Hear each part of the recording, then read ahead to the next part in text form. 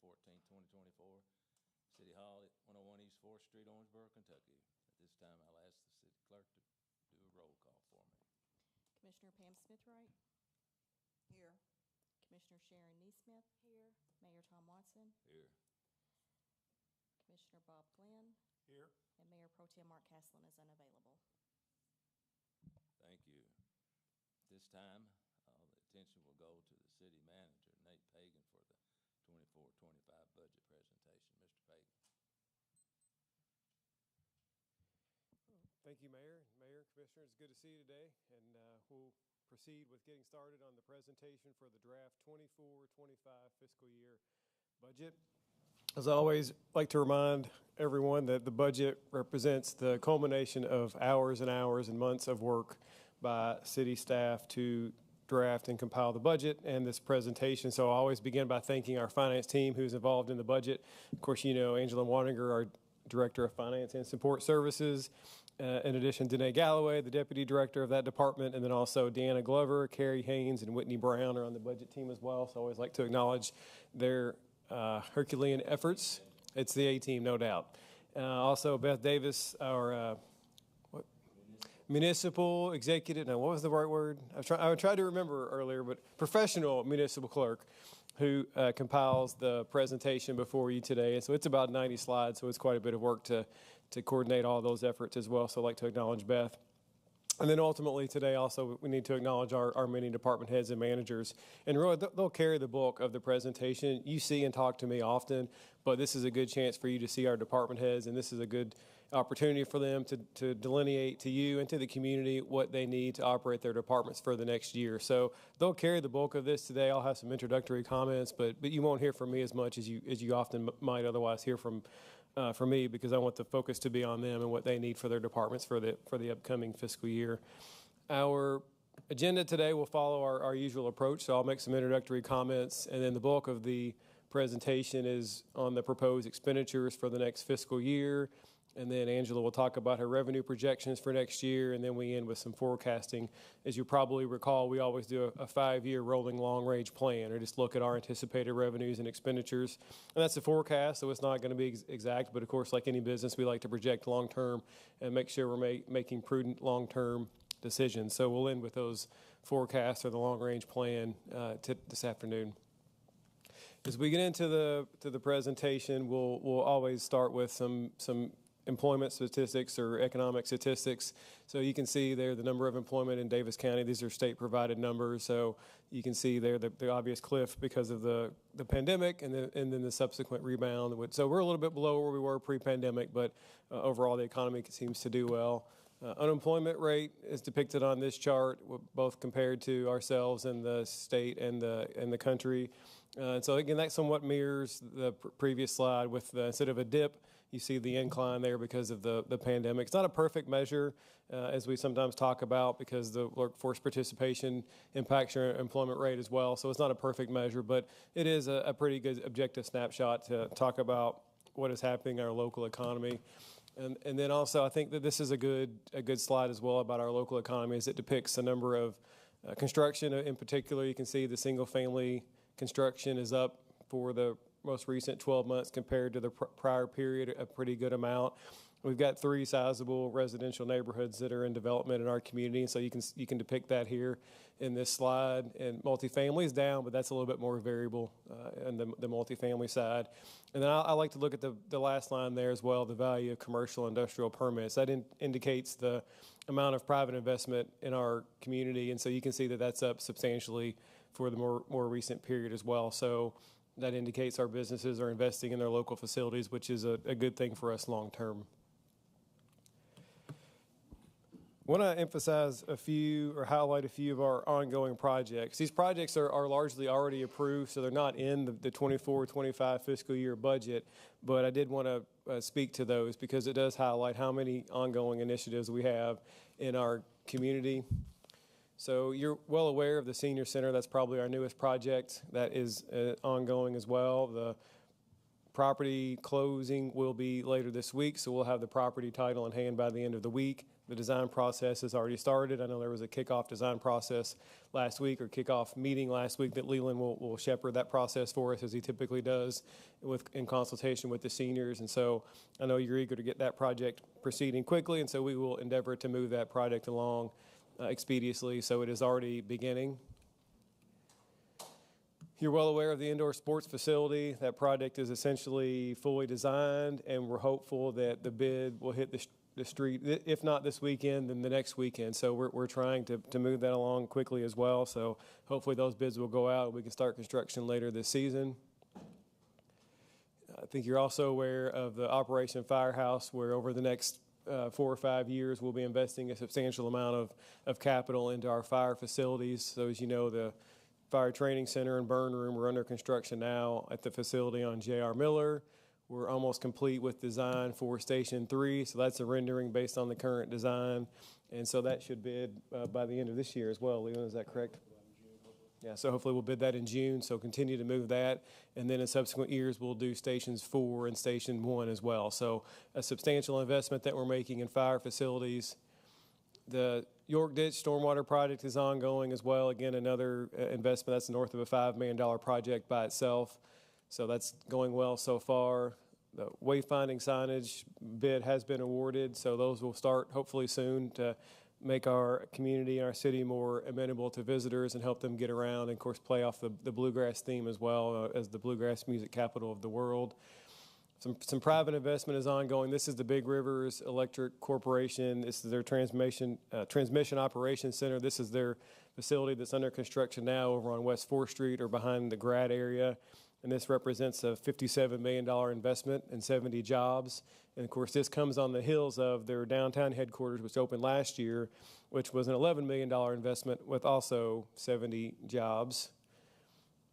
As we continue to invest in infrastructure in the city, this is the First Street Improvement Project, as we're enhancing those intersections to look more like some of the downtown 2nd Street intersections.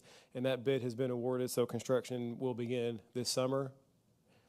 And of course, the Cravens Pool project is ongoing. It's hitting some road bumps in construction, so we may not make the initial or the planned opening date, but we are continuing to proceed with that project.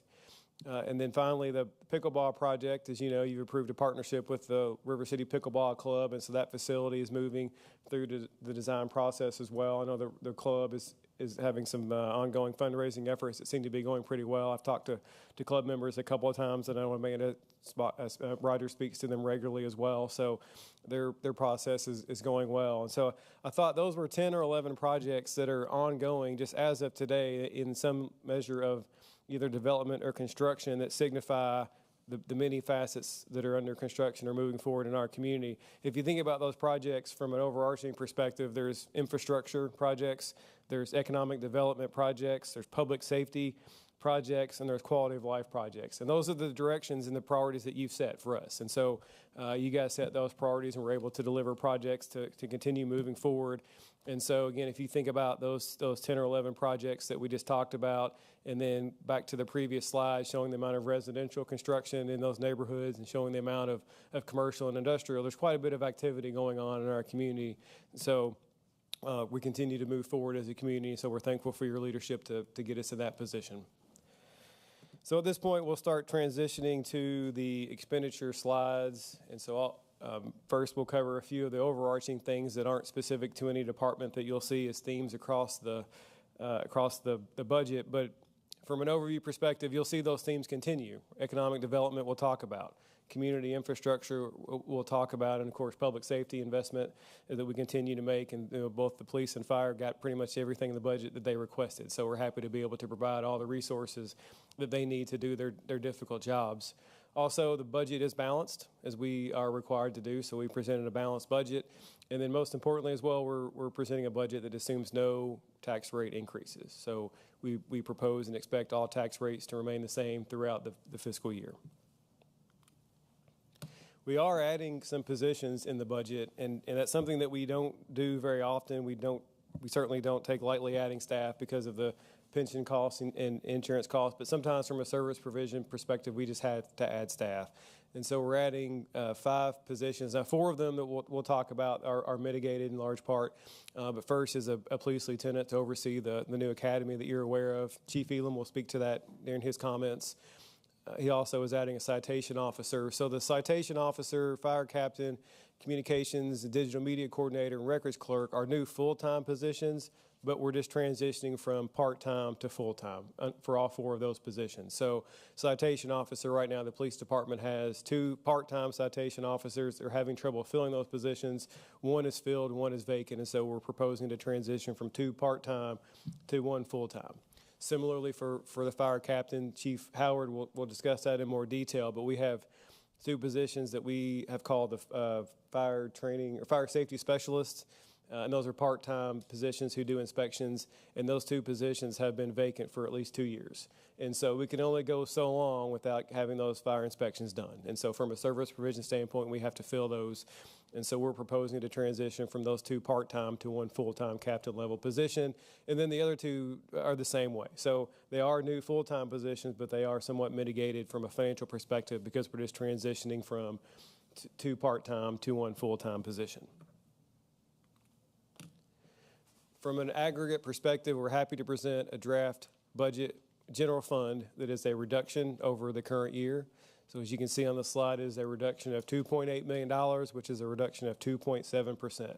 So even getting all the various infrastructure and public safety investments, quality of life investments, and adding those staff, we still have a budget reduction in the general fund of $2.8 million. We'll talk more about the general fund in a moment, but that's our main operating fund that is the bulk of our city operation. So we're pleased to be able to do all those investments while having a reduced general fund.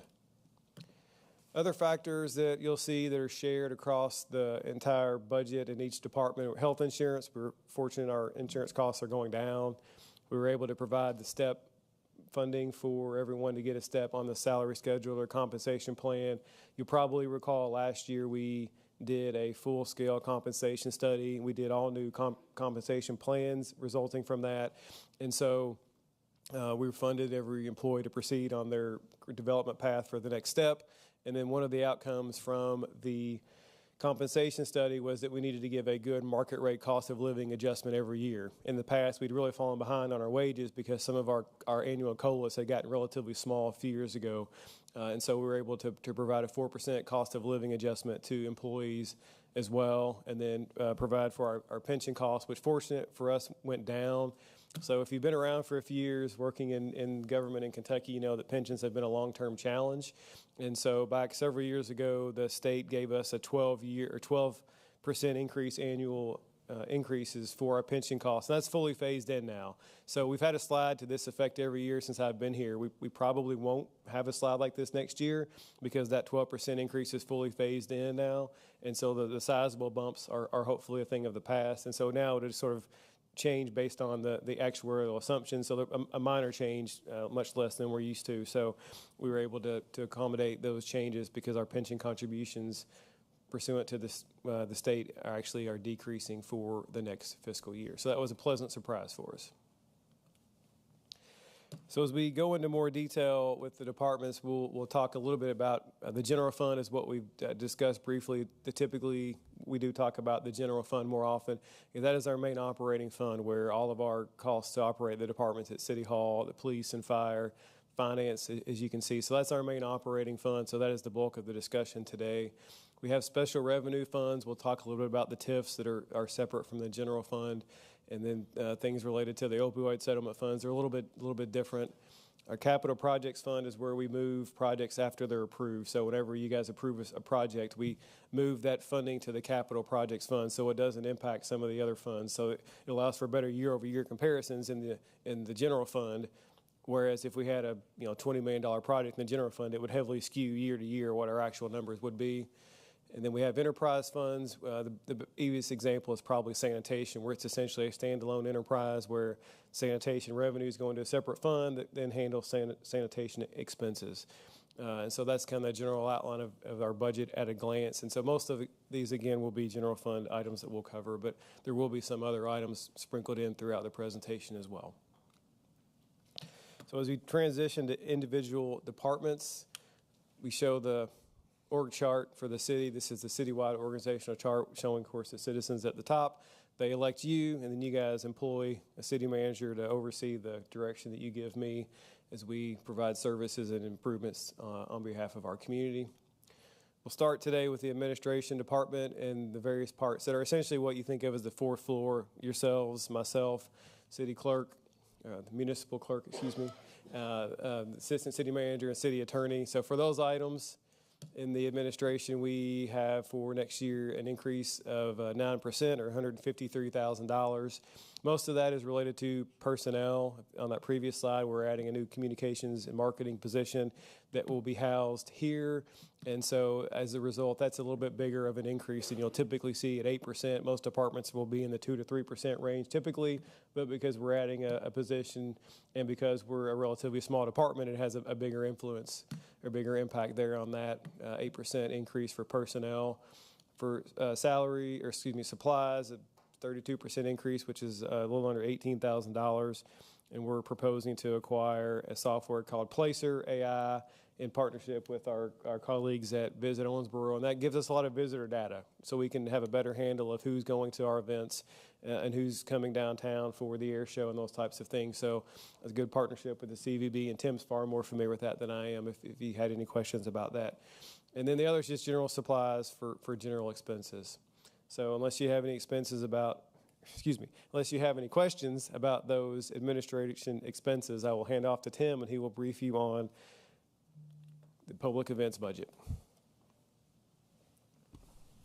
Thank you, Nate. As Nate referenced, the direction from the commission being things like infrastructure and public safety and quality of life. My department certainly follows under the quality of life direction, and I think we do that pretty effectively here. We've built that over the last 10, 12 years, and happy to continue expanding on that. A lot of things similar to what Nate said. Personnel's up just a couple percentage point based on that COLA like he referenced. You'll see a pretty hefty increase there in the maintenance. That comes from a couple of things primarily. One is that the majority of those costs come through the public works. We kind of referenced that numerous times during the year, but the majority of all the events that take place on city streets, like the barbecue this last weekend, or the GRADSA event, et cetera, Public Works provides a tremendous amount of support with road closures and sanitation and setting up electric and things like that. So obviously the more events that we do, and I'm proud of the fact that the events that are happening in town for these different groups are larger. It's not just our events, but theirs are getting larger. GRADSA's Buddy Walk is bigger than what it used to be 8 and 9 years ago. So it involves a little bit more time to get those things set up and taken down. So a lot of that maintenance cost is tied into that. And then a portion of it certainly goes back to the air show. I'll just share real quickly, some of the equipment that we need to bring in to support these military teams is required, obviously, for the team to be here. And one very small element of that is called a MOS system, which, for simple terms, is the cable system you'd see on an aircraft carrier. And so we have to bring in a portable one of those units. And at the air show conference I was at this last year, they said to figure on those costs averaging somewhere between $70,000 and $80,000 for those different units, military units, to bring that piece of equipment in and get it set up and have it functional. We typically pay about $30,000 for that, not $70,000. So we have to budget appropriately based on what the military. We're hoping certainly to get that a little bit less expensively, but military costs from federal assets are just increasing. So my air show budget's going up about 12 or 13%. Just in some of those hard costs. But again, the majority of that on that maintenance side is tied into the public works things.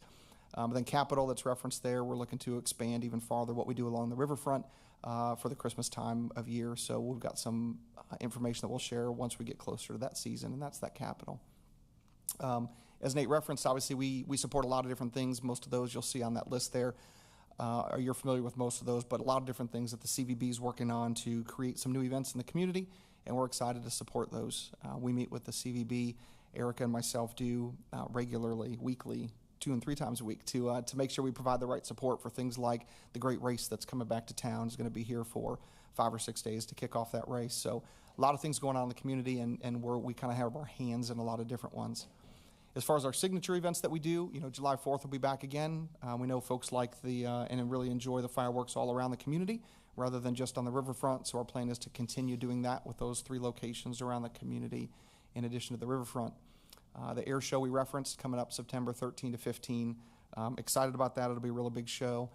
One of the things that I'm referenced on there is even our sponsor revenue. I know, Mayor, I saw you the other day, and we referenced the fact that we've already got more sponsor revenue in for this year's show than we had, post-event last year. So we're excited about the support, even from the local community, to get on board with that.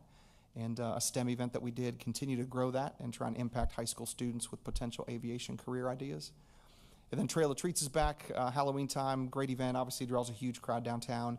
And then the Christmas activities, like we said, we're planning to expand those. Again, all those details aren't in place yet, but we'll share those when it's time to talk about Christmas again. So happy to answer any questions. I've got just one quick one. So the bridge lights, is that within your purvey, or is that, I'm looking at Nate, is that more of a city manager It's issue? more of a Leland thing. Leland and I Oh, work it's on a it. Leland thing. Leland and I We're work moving on it down the together. dais. Okay. He's more the operations side of it, and we're the Leland. programming side. Well, I just wondered, I know we've had some issues with it. Where are we at with that? Basically, most of the issues have been resolved. We've had a few parts issues on getting those in. The contractor now is working with the state. And when we do that closure, we're going to do a couple of repairs there when the state closes the bridge, not the city. But they've worked through all of the errors that we found from the lightning strike and a few of those from the design issues, and they've done a great job making those repairs. So it's up and functioning almost perfect now. Right. Well, people like it, that's why. They do. And when it doesn't work, It's they very notice. Thank you, Leland. All right, thank you, Tim. We transition next to Community Development and Director Abby Shelton.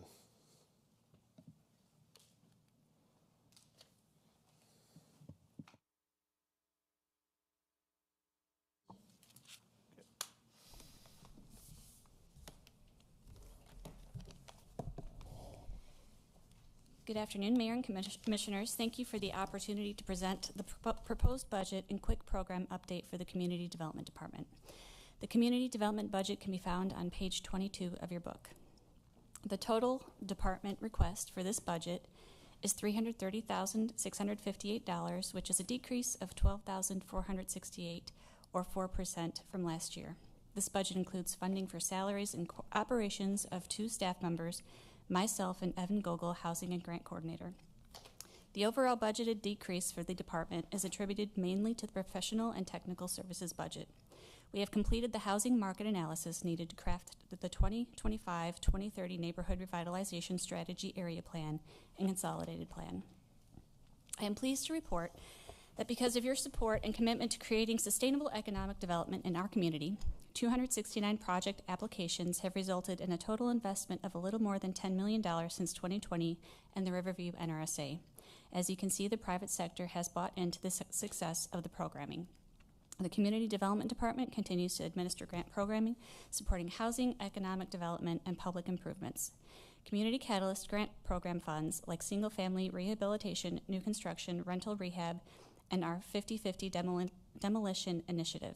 In addition to these local economic development grants, staff has received the city's annual U.S. Department of Housing and Urban Development's Federal Formula Entitlement Community Development Block Grant and Home Investment Partnerships Program allocations in the amount of $844,273. The budget for these funds can be found on page 169 and 170. These federal funds will support programming for existing homeowner exterior rehabilitation, commercial facade rehabilitation, beautification, first-time home buyer activities, and construction of 1 new home in the NRSA. We are pleased to announce that the West 1st Street beautification project has been successfully awarded. Construction is scheduled to begin on June 2nd of this year. This initiative will reconstruct key intersections along 1st Street from Poplar Street to Hanning Lane. The objective is to enhance the aesthetic transition from downtown streetscape, further beautifying our riverfront. Evan Gogol continues to provide staff support to the Homeless Coalition of the Ohio Valley. To date, they have purchased and supplied 200 homeless hygiene care kits for those in need, in addition to hosting 3 resource fairs for those in need. Finally, the amount of administrative fees that the city will collect from the federal program funds will total $141,210. These administrative fees, of course, will help offset the costs of the Community Development Department. Mayor and Commissioners, again, thank you for the opportunity to present the Community Development Department's fiscal year 2024-25 budget requests and report. I am more than happy to answer any questions you may have. Thank you, Mayor. Abby, could you explain the 50-50 demolition? Sure. So that is a matching program, of course, 100% matching between the city and whoever has the property to be demolished. And we will provide $5,000, up to $5,000 of that cost to demo the property. Up to 5,000? No, well, we will provide up to $5,000, so that means the whoever is demolishing the property will have to pay another $5,000. Okay, okay, thanks. You're welcome. Okay, thank you, Abby. Seeing no more questions, we next transition to Information Technology Department and new IT Director, Jeff Bell. This is the first time that Jeff has been with us for a budget presentation. He's been with us now about 6 months, is that right? 8 months. And you may remember a couple of years ago, we, for the first time, did a information technology strategic plan, and so we've been intentional about implementing that plan over the last year or two, and part of that was onboarding Jeff as the new director, and so he's doing a great job, and he will brief you on the IT expenditures for the year. Thanks, Nate. Oops. Grateful for the opportunity to address you regarding the IT budget for 24-25. I oversee 14 employees across 3 divisions: IT infrastructure, IT administration, and GIS. I won't be covering the GIS budget, but I will handle the other 2 divisions. The budget I'm presenting today amounts to $2,799,318, reflecting a 13% decrease in expenses. Personnel costs have decreased $27,552, mainly due to reductions in retirement and health insurance expenses. Maintenance costs have risen by $230,769 due to our Office 365 renewals and the implementation of all of our cloud backup solutions. Supplies have decreased by $180,108 due to the initial purchase of our Office 365 in this fiscal year. Going forward, as you see, that those expenses will be included in the maintenance section of the budget. Capital expenditures have decreased by $329,088 as we near completion of the citywide access control projects throughout the entire city. Now looking at the highlights. First, we are currently transitioning from a fiber ring network to a fiber mesh network to enhance the redundancy throughout the city network. Secondly, after all the full transition to the fiber mesh network, our objective is to implement upgrades to the data center. Thirdly, we are presently reviewing commercial off-the-shelf applications for our tax revenue collections. This initiative aims to leverage technology advancements for both the staff and our customers, enabling online payments for various taxes, such as business license, payroll taxes, and all other taxes. Lastly, our new website is scheduled for release this fall. That's all I have, unless you all have other questions.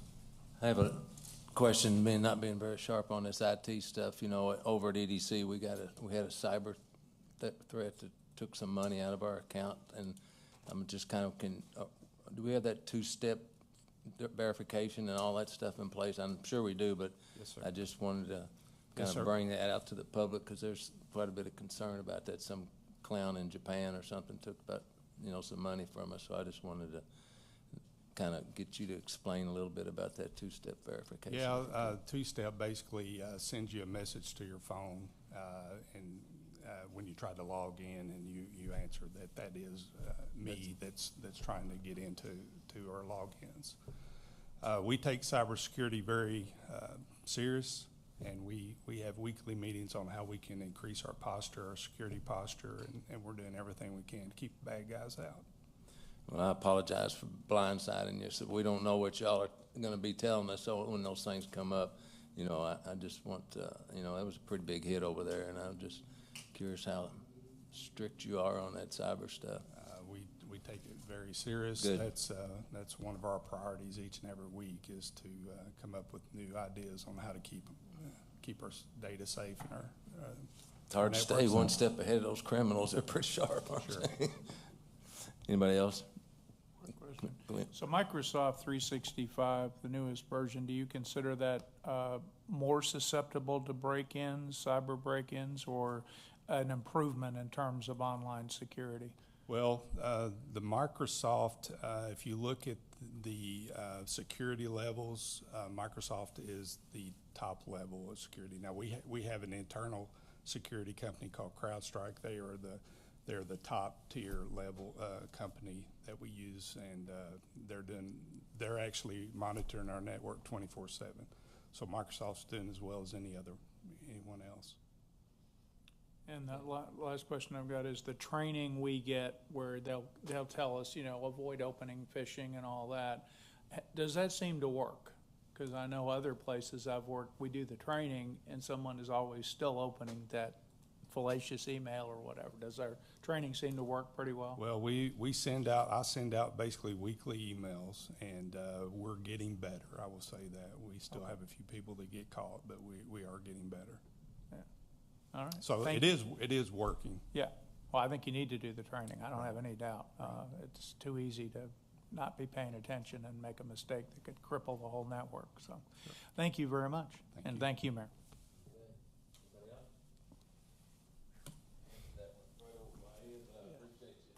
Thank you, Mayor. Those are good questions because cybersecurity is important, and historically, government and local government in particular underinvest in those kinds of assets, but it has been a priority for us the last few years. So those are very good questions. Next up is GIS and Manager Will Carpenter. Mayor, Commissioners, appreciate this opportunity to brief you on the GIS budget for the coming fiscal year. Is that? Yeah, yes, sir. I'm Will Carpenter, GIS Manager. I appreciate this opportunity to brief you on the upcoming GIS budget.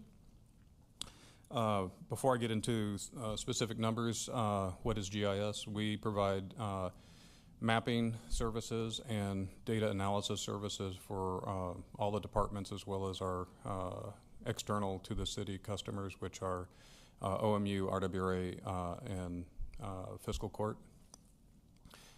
We are a consortium, so 25% of all the numbers that you see are actually paid out of the city, and 75% comes from offsetting revenue from those other three funding partners.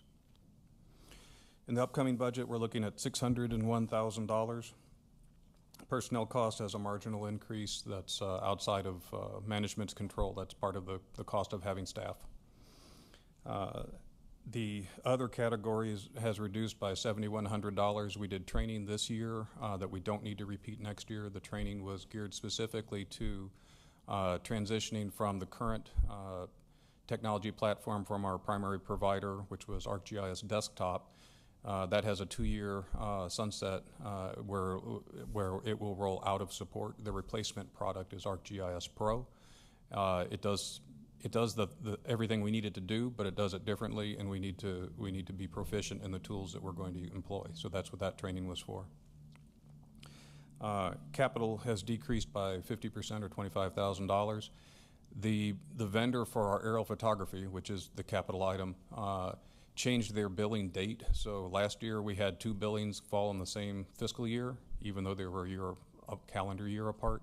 That's not going to happen again, so we don't have to pay for it twice in this fiscal year like we did last time.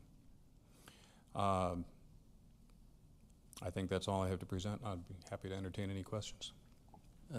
What we do for fiscal court? Fiscal court, a lot of that is to EMA. We also support the clerk's office especially with their precinct maps and doing analysis of population versus the boundaries for the precincts. But with EMA, a lot of the work is through search and rescue, where we provide GIS support for the mobilized crews to do as efficient a search as possible. Okay, thank you. Anybody else? Got just one real quick. Yes, sir. Drones. So you use drones. How big is our fleet, and how often do you have to replace them? No, sir. We don't use drones in GIS at all. No? No. What do you use? When we get our aerial photography from a vendor, spot cameras, okay. From a FAA certified aircraft with a high precision camera. Okay. And in the same way as we would hire a contractor to provide very technical capital services, rather than having the staff run them in-house, it's analogous to that. The platform that they run, I mean, the aircraft is going to be a couple of $1 million. The camera's probably close to $10 million. And the analysis staff and software is going to be probably well over $50 million in capital cost. So we'd rather just contract That's that why out. this is important, because I thought we had this fleet of drones and you were the drone master, so. We should put LEDs and have them for, display as part of the air show, right? Yeah, that's where it's at. Thank you. Yes, sir. Thank you very much. I have one more, Will, I'm sorry. Yes, sir. Well, you Yes. mentioned we got revenue from 3 different agencies, the OMU Fiscal Court, I didn't understand what And was the- regional water. Regional water, thank you. Yes. That's all I wanted to. We don't bill based on projects. We bill based on just splitting the check 4 ways. That was the agreement in our interagency memo of understanding years ago, and it's worked well so far. What we do is try to balance our resources among all the competing projects to make sure that everybody feels like they're getting value for their dollars. Yes, ma'am. It's been a good partnership. It's been that way at least 20 years. I know since I've been in local government here and started in 2003. So, and it's a good partnership. We split the costs equally, and they provide stuff to EMA and the county. They run reports and information for our fire department. So it's a good service that we all use, and it's well managed, and they do a great job. Okay, following Will is OFD, which of course will be briefed by Chief James Howard.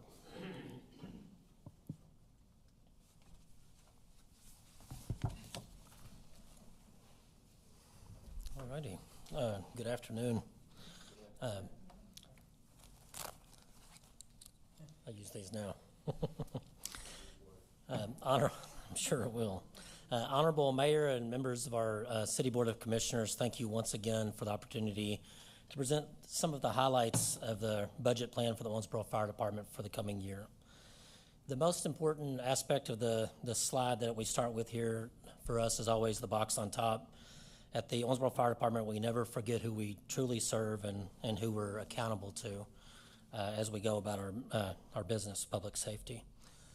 So on this slide, you see the organizational chart for the Owensboro Fire Department. I've had the honor of leading this talented staff for about 4.5 years now. Represented within that, we have 3 divisions that are focused on prevention, emergency services, and then training.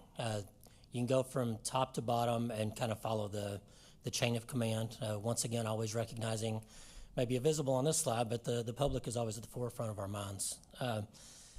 The slide that you see in front of you, it represents one 40-hour administrative member, 100 uniformed members, and no part-time members. This is because we seek at this time to eliminate our 2 part-time positions and replace with the fire captain that you see highlighted on the left of the slide. And I'll speak more to that in a moment. So we're here today to discuss the resource needs and funding necessary to meet our needs with our public service. So the fiscal year 25 budget comes to $16,426,217. As you can see, that's a 3% increase. I think that you would agree that's a pretty modest year-to-year increase, because we're all aware that inflation for the cost of goods and services outpaces that in our economy, especially in recent years, and especially whenever it comes to the goods and services that the equipment that we buy for emergency services. It definitely isn't cheap, and the cost of it as it goes up always outpaces inflation, believe me. So that's something that we're constantly dealing with.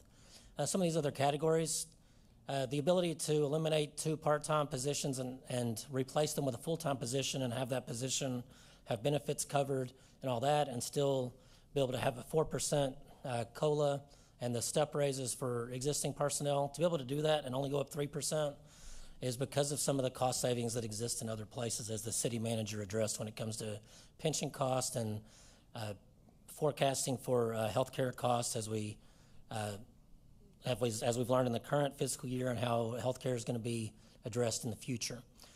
Supplies, you can see it's good for us to be able to cut some of those costs. Some of that's driven by less cost in EMS supplies now that we seem to have come out the other side of COVID and their supply chain looks a little different. And we have good folks on top of that who are trying to make sure that they're getting good prices to spend our tax dollars wisely for all of our supplies.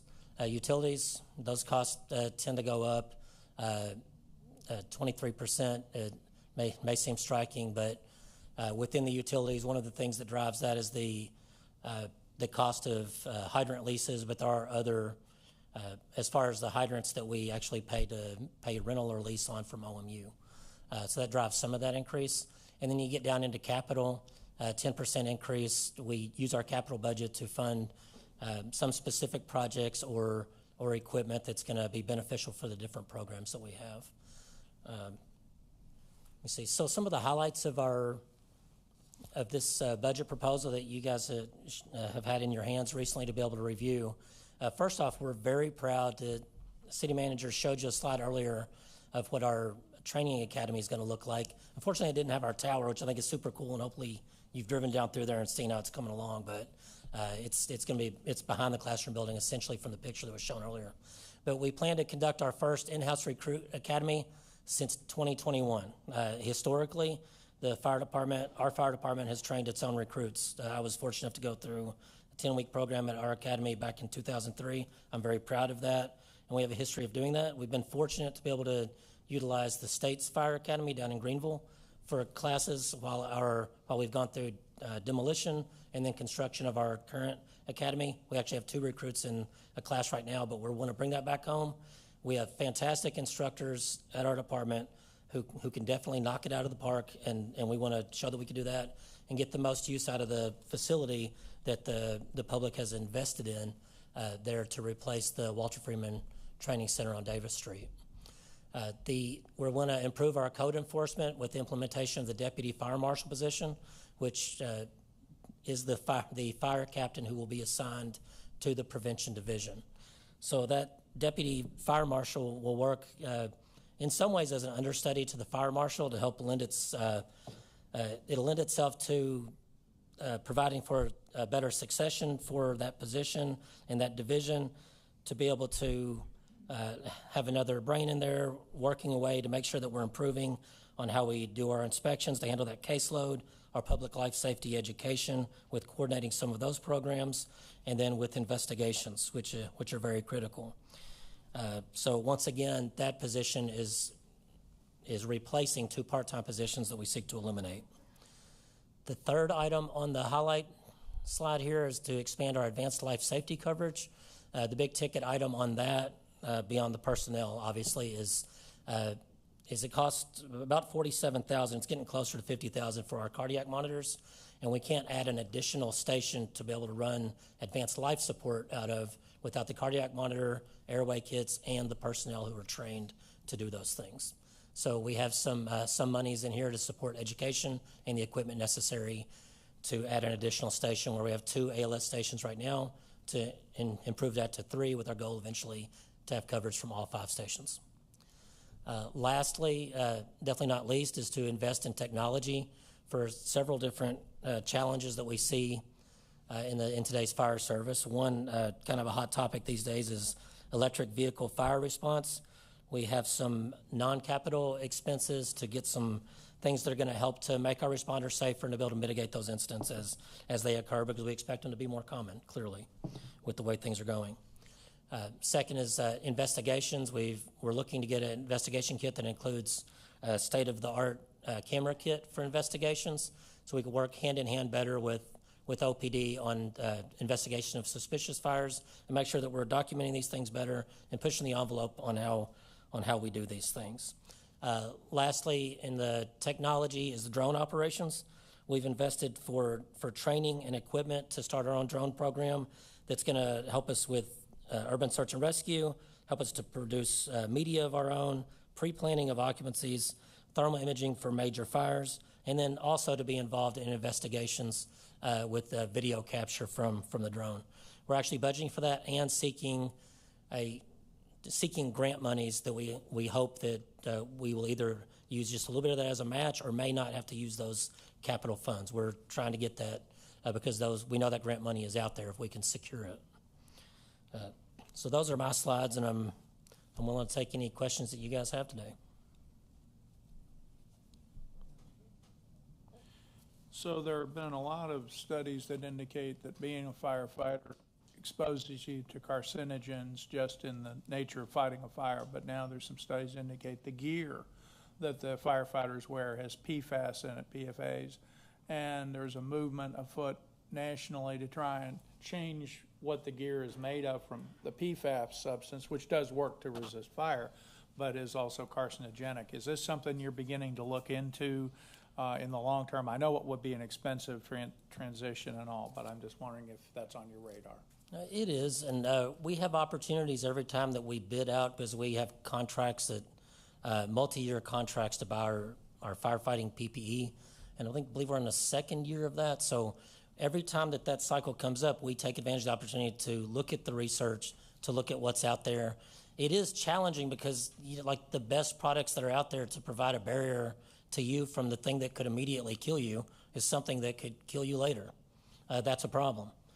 So we seek out, we want to make sure that is mitigated by finding the best gear that is limited in the exposure to those products and how they off-gas, and following that up with how we perform decon on that gear. So it's going to get dirty when you go into a fire. It's going to get all the byproducts of combustion, all those things on it, the carcinogens, the things that you probably have in mind right now. But we do have ways of cleaning those. And actually, I didn't have enough room on the slide, but I mean, we're always pushing for that as well. We've budgeted for a gear dryer to be able to dry our PPE, so our firefighting PPE. We do have the washer, and we're getting another one at the training center. And we were approved just a few months ago, you may remember, for a grant application to be able to buy several of these units.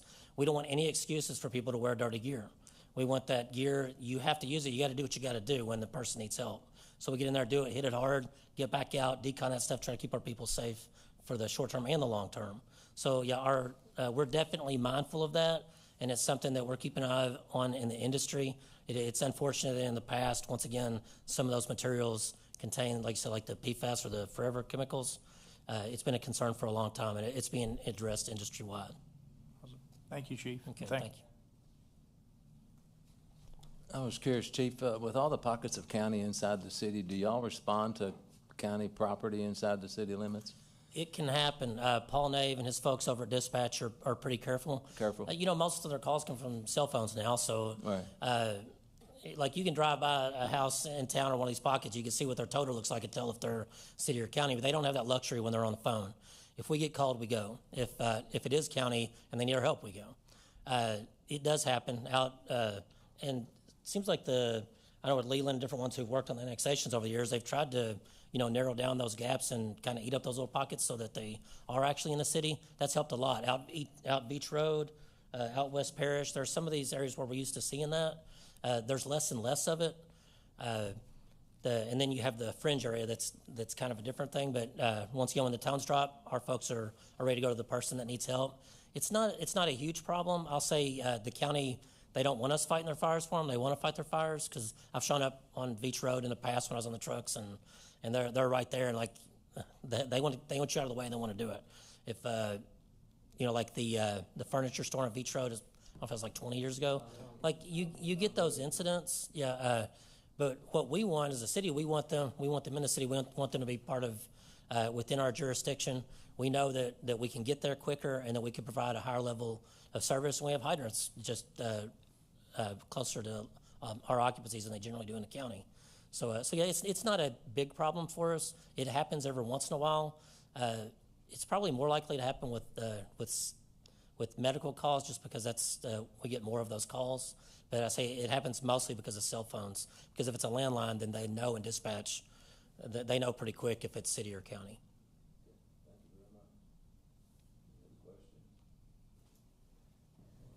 Okay, thanks again. Appreciate your patience. Yes, no, thank you, Chief. I was just going to announce our next speaker is Angela Waninger, Director of Finance and Support Services. Hopefully I'll be prepared with some good answers.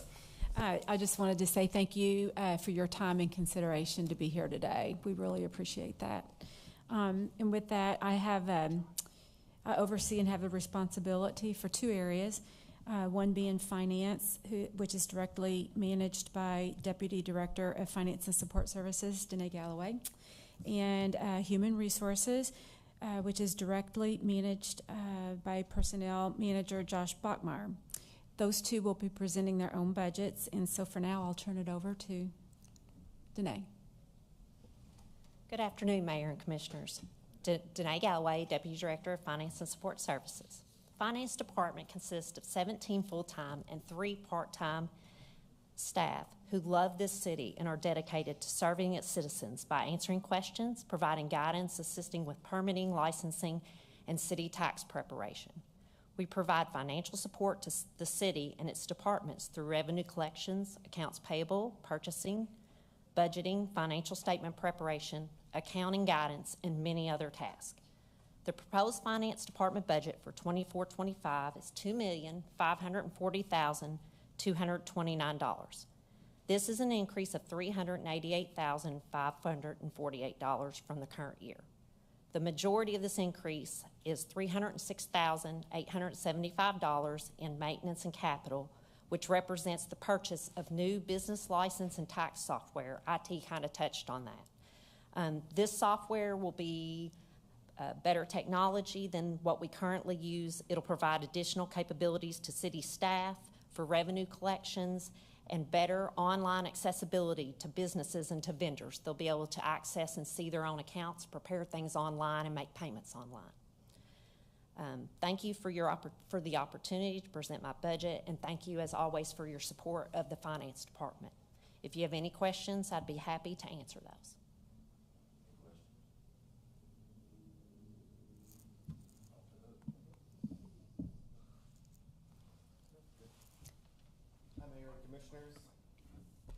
I'm Josh Bachmeyer. I'm the city's HR manager, and I'll be presenting the Personnel Department budget for today. Personnel Department consists of or administers recruitment, onboarding, policy, benefits, safety, and most importantly, maybe payroll for both city employees and pensioners.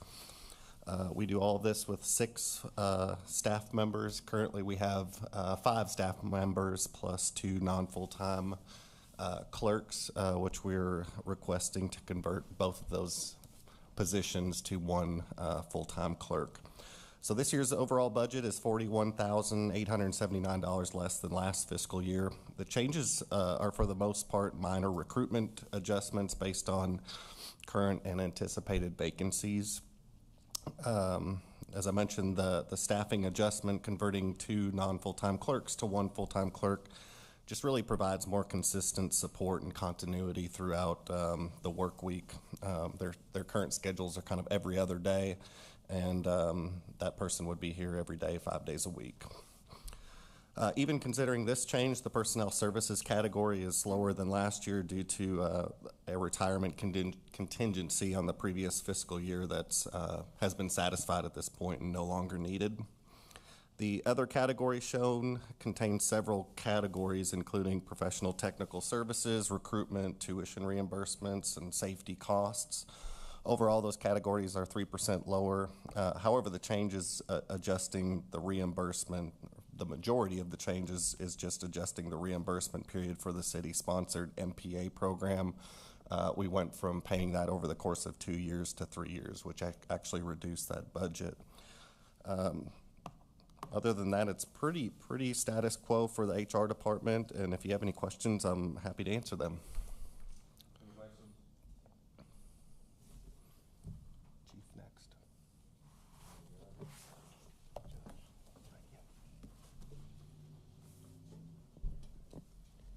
Would y'all like to take a 5-minute break? Minute and a half? No, he was talking about his time. Sorry. Whatever you want to do, Mayor, we're happy to roll on. We're happy to. Anybody want to keep going? Onward and up. Okay, well then next is OPD presented by Chief Art Elam. Good afternoon, Mayor, Commissioners. Talk to you about the OPD budget. You see our org chart. Of course, they've already discussed that we added a lieutenant's position to be the director/coordinator of our training academy. budget is up 2%, or $450,092. There was a personnel increase of 1%. Our maintenance category went up due to vehicle maintenance and that's put in by Public Works. Supplies went down due to several items that no longer needed to be purchased. We actually purchased those last year, a lot to do with our training academy and such. Capital equipment, 37% increase. So move on to the next slide, you'll see that that will be due to tornado sirens, some maintenance work on one of our radio towers, and replacement radar trailer. Again, the personnel lieutenant to serve as the director of our police academy, which will start June the 3rd, by the way. And we hope to have a class of 12 candidates or applicants. So the radar trailer, as far as capital equipment, you all filled a lot of phone calls for requests for speed and such. So we put those radar units in a covert box out to, get speed studies so that we can make informed decisions about how we utilize our resources. Oftentimes, the speeds that people say that they see on their streets is not reflected in the data that we capture. Again, the tornado sirens, this is on a replacement plan. We bought 3 last year, and if you need some more information about that, I'll let Paul Nave talk about that. He actually has the radio communications budget under his bailiwick. The radio tower, like I expressed earlier, is to make repairs that are much needed. They will sandblast and paint that tower. So that's all I have, unless you have any questions. The 12 positions are coming available, and I'm just asking this because this is the first time I get to participate in a budget meeting. Would those salaries already be loaded into what you're projecting for the year? Yes. Okay, I assume so, but I wanted to make sure. Thank you. And one caveat to that is that will be contingent upon you all approving the 6 people that we will have on the agenda for May the 21st. So I don't want to put the cart before the horse, but. Commissioner Smith-Wright. Yes. When you're talking about the tornado sirens, what is that man saying? I just know it's a man's voice, but I never can understand what he's saying. I don't know. There's one Paul across the might street be from able my to house. tell us. Oh. Yeah, Paul Okay. may be able to tell you. Go ahead.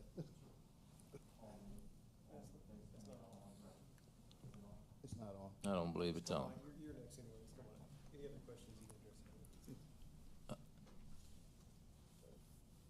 Chief, are you? Paul's next. Any other questions for I Chief, just- and then we can have Are him. we fully staffed now? With that, currently we are 3 positions short. I've been blessed to be able to overhire slightly in anticipation of some retirements that we know for sure 2 will retire June the 1st. So, through attrition, we're always chasing our tail, so to speak. But this is as close to being fully staffed as we've been in many, many, many years. That's great. That's the number 1 priority for us is public safety. Yeah. Okay, anybody? Yes. Got one real quick. So on the police academy, at what point will we be self-sustaining and be able to run our own, or are we already doing that right now? Oh, we are there. Short of starting the academy, having the people hired, we've gotten many officers certified. We just sent 6 officers to be certified lieutenants and sergeants and so forth to be certified instructors through the Kentucky Law Enforcement Council. So we are self-sustained. We are our own academy. So no more trips to Richmond? There'll still be some intermittent trips to Richmond for like 40-hour in-services and whatnot, some specialty classes. But for basic academy, no. And then the last bundle question to that is, if Madisonville called you up and said, hey, we want you to train some of our officers, could you legally do that? I don't know what your boundaries are as to what you can and cannot do. Could you train people for another department, or is that illegal? That is legal and permissible to a degree, but I would not. for a variety of reasons. that we Our can talk focus about should be later. on our officers, yeah. Okay. Hey, thank you, Chief. All right, thank Appreciate you. all you do. Is that it? That's it. All right, Thank you, all. sir.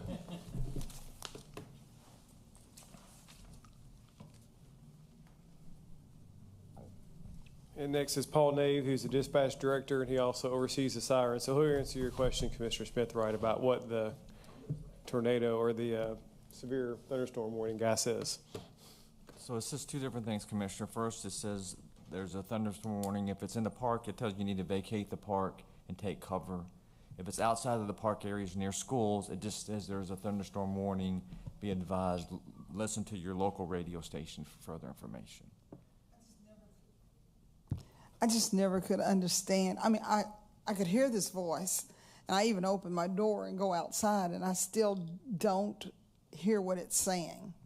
So It's difficult because it modulates miles away, right? So the closer you are to it, the more prominent you'll be able to understand it. And it's designed for that reason. So when you're closer to the parks or schools, it delineates that area so that you can keep you safe. thank you. It's my pleasure. Then also then a tornado warning. It says tornado warning also. Our budget is negative 3%, 109,000. Personnel's up 2%. Supplies down 19 because things we don't need any longer, no longer needed. And then other items such as maintenance and things are up 124,000. That's the business of 911. And then capital is we reduce capital expenses this year, and then next year it'll go up because of capital needed items. Other than that, I can discuss the P25 system, the CAD, MDT, GS mapping. If you have any questions about dispatch or the board, I'll be glad to answer that.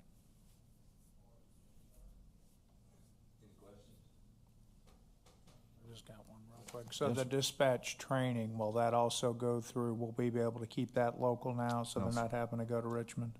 That was not part of the So they'll still have to go to Richmond? Yes, Okay. they'll have to go to Richmond, correct. Wish they could do it here. And do you use drones? I guess I'm on a drone kick today, so do you No. guys use drones? Okay. We do not. I know somebody does. I guess Tim Ross is the one who uses it. Right. And Shaley. All right, thank you. It's my pleasure. That's right. Thanks, You're Paul. welcome. Have a good Tim day. and Shayla will sometimes contract out footage if they need it. I know, well, and a lot of times that would be actually third-party or private people who sell photographs. Sure. And we may use them occasionally to get footage if we need it. Now, I think OPD has a team, and actually the fire department does as well, but in limited scope. So up next is Amanda Rogers presenting for the Owensboro Parks and Recreation budget. Thank you, Mayor and Commissioners, for the opportunity to share a little information about our budget today. We, here in the Parks and Recreation Department, have a pretty broad team. Our department mission and vision is basically to make Owensboro, Kentucky's #1 city to live, work, and play, which is our emphasis. We have 16 full-time staff and 196 part-time or intermittent positions who work towards that goal daily. We could not function within our department without a significant amount of help from the Public Works Division under Stephen Franklin's leadership. They help us with facility maintenance and grounds upkeep, so I've got to thank that team as well. The current slide represents your team. We are responsible for 960 acres at 27 different locations. We host more than 190 free or registration-based events, along with numerous tournaments, events, and rentals at our parks and locations throughout the year, and we operate 8 recreational facilities. We operate from 2 primary funds, your general fund and your rec fund.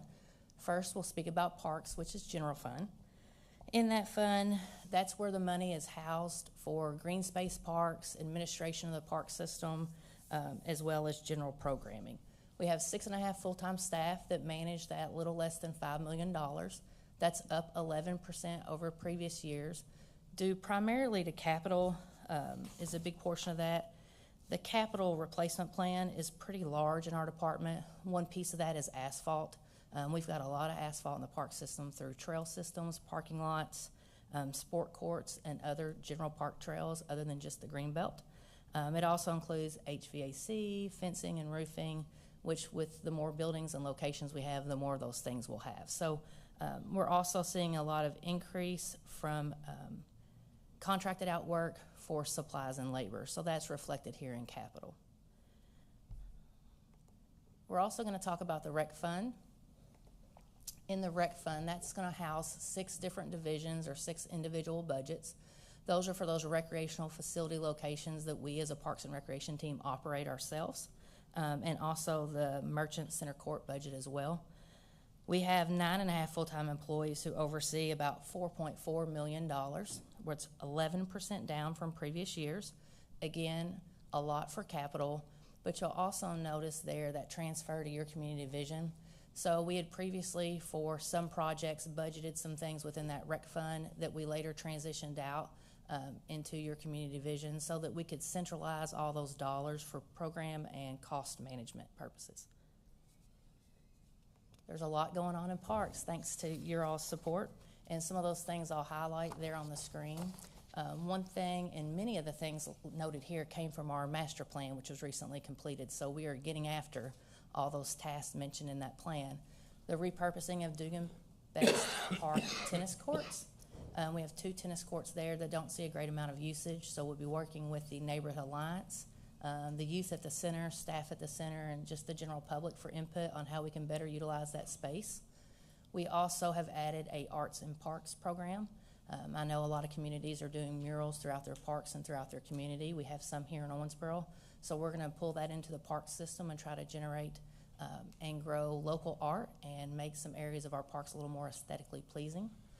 We'll also be replacing both playgrounds at Moreland Park. I'm very excited about this. Moreland is one of our big 4 locations, and we have a 2 to 5 playground as well as a 5 to 12 playground there. And we just found out yesterday that we got the Kentucky Crumb Rubber grant. Crumb Rubber.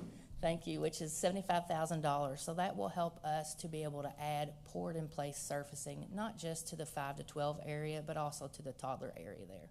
So we're excited to receive those funds. And there is some dollars for restoration work at Rudy Mine Trails. We have almost 13 miles of trails at that location, single dirt bed track as well as double track. That's been open about 10 years, so it's time to do some significant maintenance to that location. We're excited to do some rehabilitation work at Thompson-Berry. That location has been open and functional for many, many years, and because of the significant amount of use we're seeing, we've got some turf situations we need to address at that location, as well as make some general improvements to the park so that we can stay competitive in that market of tourism for soccer. Thank you for your support always of the Parks and Recreation System. We couldn't do it without the support you all provide and your guidance. And thank you for your time today. Any questions? 2 of them. Thompson-Berry, some have proposed among sports officials and the folks at United building an indoor soccer facility at Thompson-Berry. Now, I told them we're going to build the sportsplex. So is the sportsplex the answer to those who want to play indoor soccer, or is that not going to be practical there? Would it be better to build a facility on one of the fields at TB? I think I will direct this question and let Mr. Hancock answer that. Why? You're busy today, Lee. Okay. Yeah, I think, the ultimate design of the sports facility is to inhibit tournaments coming to Owensboro. No different than Fisher Park or Morris Park for football tournaments. So for recreational play, there will be opportunities for that. But I think the basis of the design is to bring in those basketball, volleyball, futsal. But during the week, we could potentially open During the week, there will be some potential for play. That's correct.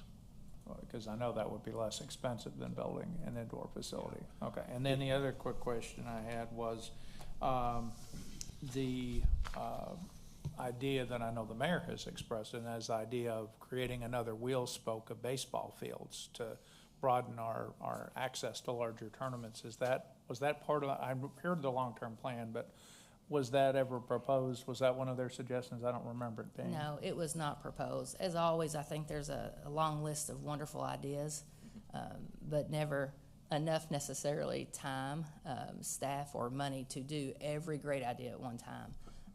I think with the baseball, softball location, there's a lot to be considered. We have a significant amount of fields between our 2 complexes, the one in the city and the one in the county. We have a strong partnership with that group right now. Granted, they're not the same level of service at both locations, But what we do as far as bringing events to town, tournaments to town, and putting heads in beds on the weekends that we operate now, I think we do a pretty great job in partnership with them currently. With the county? Okay.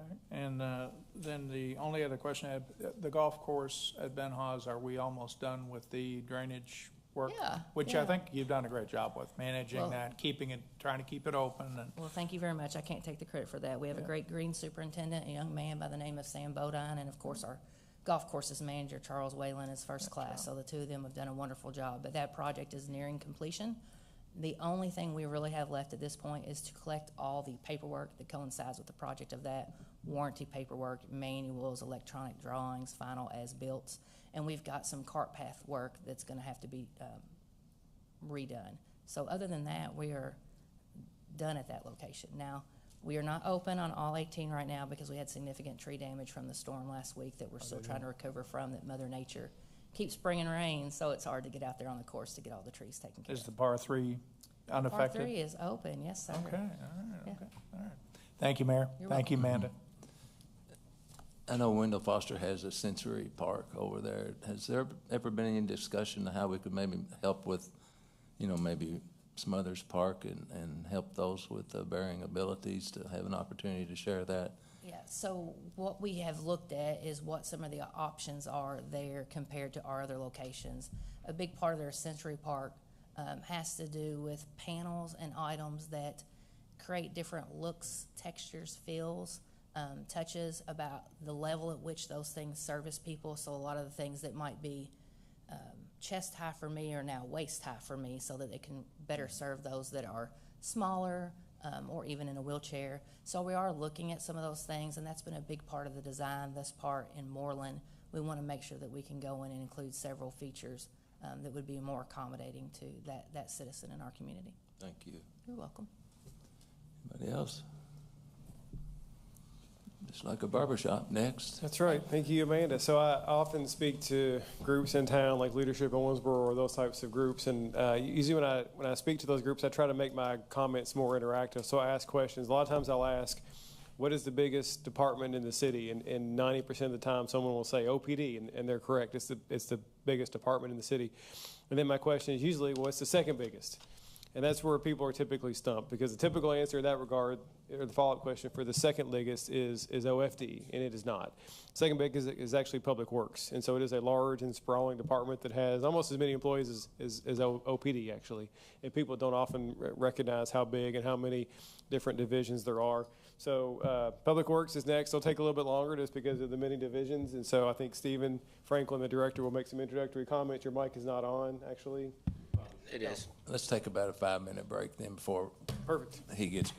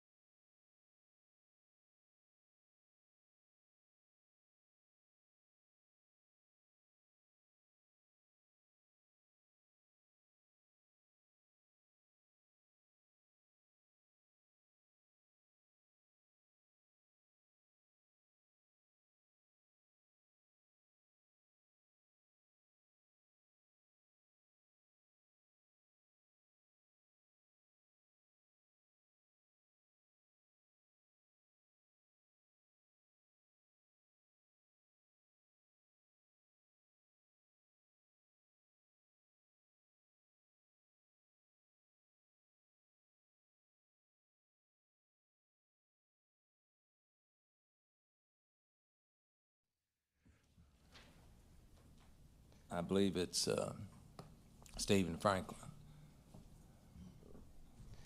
Thank There you. he is. Look at him. Yeah, it's an old picture when you get it updated. Thank you, Mayor. That's what it looks like. Stephen Franklin, Director of Public Works. We're going to go ahead and fast forward through this slide and go to the next one, please. Yeah, so I think that's a pretty good picture of Public Works team there. You got most of us. To Nate's comment a few moments ago, we are a pretty large department. We've got, in the peak season, you know, we're approaching that 150 mark, but I thought that was a pretty good picture. Shaylee took that for us, so next slide. Thank you. So yes, Public Works is a pretty diverse operation. We've got several different departments and several divisions within those departments. I'm blessed to have an exceptional team. We've got you know, just solid team from the top down. We've got two fantastic leaders. We've got City Engineer Kevin Collian. We've got Deputy Director Kevin DeRosset. With that, we are going to give you all a brief overview of the budget for Public Works. We're going to start things off with engineering. After that, we're going to move over to operations, where Kevin and myself will be briefing those. We'll open up to any questions you may have, and with that, Kevin, you're on. Good afternoon. Engineering budget is up 11%, almost $450,000. And that is primarily due to an increase in asphalt resurfacing budget.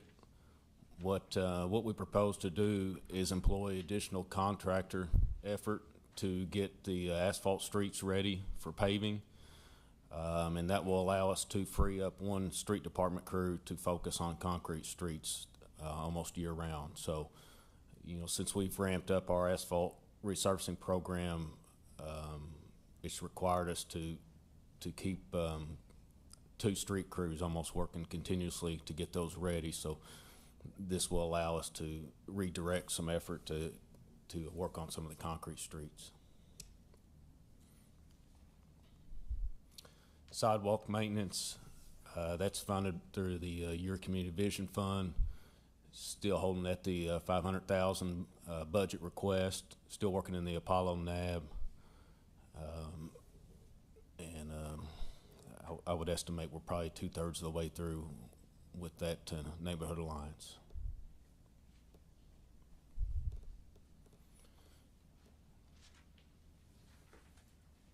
There's not any questions. I'll pass it off to Kevin DeRossi. I got a question for you, engineer. Yes, what sir. causes a pothole? It could be a lot of different things, but you know, you get cracks in the asphalt, water gets in there. A lot of times it's freeze thaw. It could be subgrade issue, like the ground, the material below the asphalt gets soft, and then it causes it to fail. Lots of different things. Well, we don't get, you know, that seems to be something. I've been to 2 or 3 forums, and everybody's yelling about the potholes. I don't see that many of them. Of course, I try and drive around them, but it's just a product of the freezing and change of temperature in this type of the area, I guess. Yeah, that's what is normally the toughest on it. So if you kind of think about when we have a real hard freeze, so like some of these times during the winter where it drops down to like 15 degrees and stays there for a week, and then it breaks with the thaw, and then we get some rain and stuff. That's whenever your ground starts to heave and get soft, and that really contributes to the potholes. So when does the hot mix plant stop being able to get your hot mix to fill those potholes? It varies, but typically it's by Christmas. Christmas? Yeah, and then depending on the weather, there's when they reopen. So this year it was seasonably warm, and they were open in March. So we can tell them, you know, get your order in before Christmas. You might have. Yes, sir. Okay. Anybody else have anything? Concrete streets. Trinity Drive is quite interesting. We've had a lot of pothole repairs. I talked to Nate about it. Any chance of getting Trinity Drive on both sides, concrete paved, so you don't have to come back 20 times and fill in the potholes? So it's asphalt currently, correct? Yes, But it we've is asphalt, we've yes. had to repair it during the winter with concrete because the plant was broke down. So, yeah, there's some streets in that subdivision that could use some attention. We can evaluate those and then make a decision on if we put it back in concrete or asphalt. Yeah, I was all excited at one time. I thought that was going to happen, but now I'm hearing different. But it would really alleviate a lot of your maintenance, because I know the Poet area, they have several concrete streets due to their flooding issue, and they held up. I know they're more expensive to install. I'm not mitigating the cost, but they really do appear to last. Is that your professional opinion? The concrete streets generally will last longer than just your traditional They have asphalt? a longer service life, but they are more expensive, and it takes us a lot longer to rebuild them. Another downside to concrete streets sometimes is they're noisier. So. Oh, when driving on them? Correct. Yeah. So we've had complaints about the noise of them sometimes. Yes. So, there's pros and cons to each. Okay. Well, love it if you'd look into that and see if that's possible. We can. Down the road. We will. Thank you. Yes, sir. Appreciate all you do. This might not really be budget question, but how do you, like, the way I understand it is that, for example, Parish Avenue is a state highway, and then we have our streets on the side. How do you all communicate between those, as far as, do you all communicate so that, like, people complain to me and they're, all the holes on Parish Avenue, well, then, they don't understand that it's not city or whatever, but do you all do anything in partnership so that, like, in that particular area, all of the area is covered, or do you stick strictly to city streets? As far as our resurfacing or our pothole repairs, we primarily stick to city streets. Now, if we get a request from the public about Parish Avenue, State Route, whatever, then we will advise them that it is maintained by the state or whoever, but we will usually also contact the state, county, or what other jurisdiction that may be to facilitate getting that fixed. Oh, okay, that's good. I didn't know if the communication it'd be more important coming from you than it would be from me to the state, so thank you. Yes, we typically forward the request directly to that jurisdiction. Okay, thank you.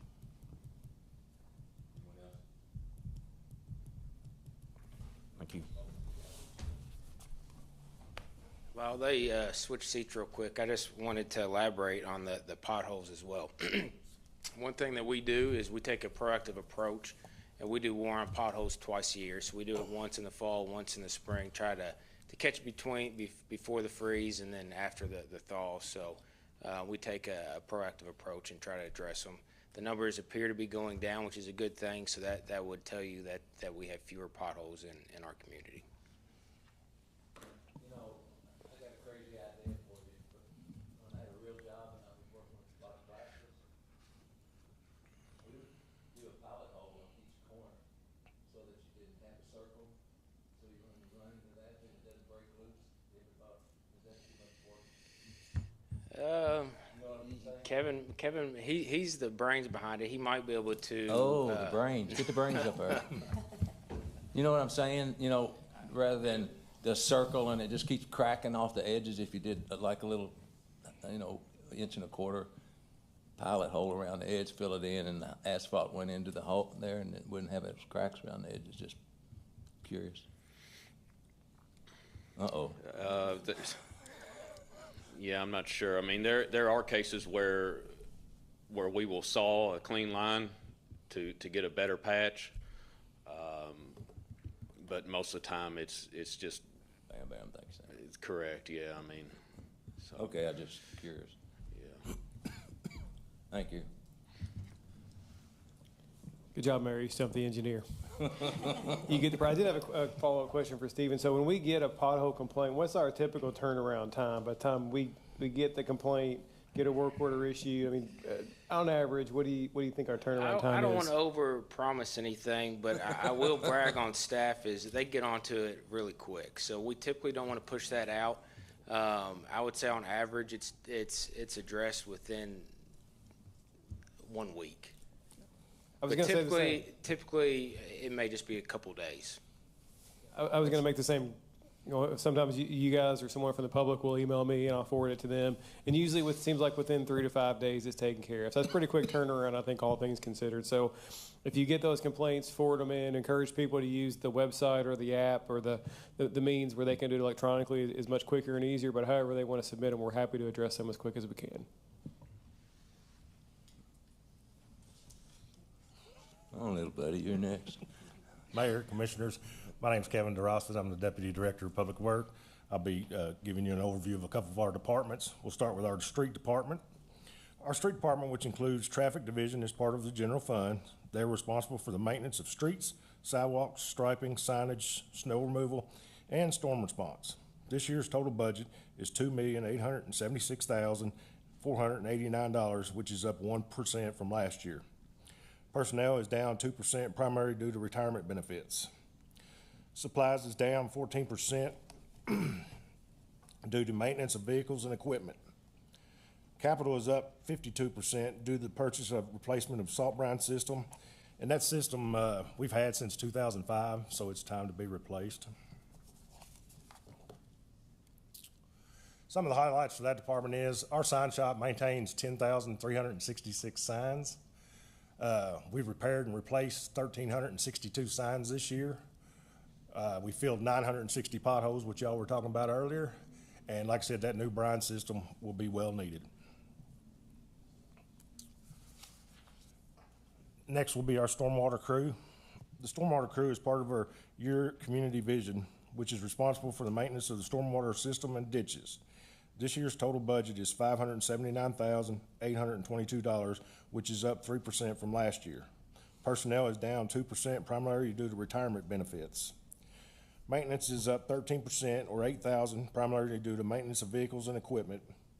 Capital is up 34%, or $20,000, due to the replacement of capital items such as vehicles and equipment. Some highlights for our ditch crew is they maintain 59 miles of ditches, 8.5 miles with concrete bottoms to be mucked.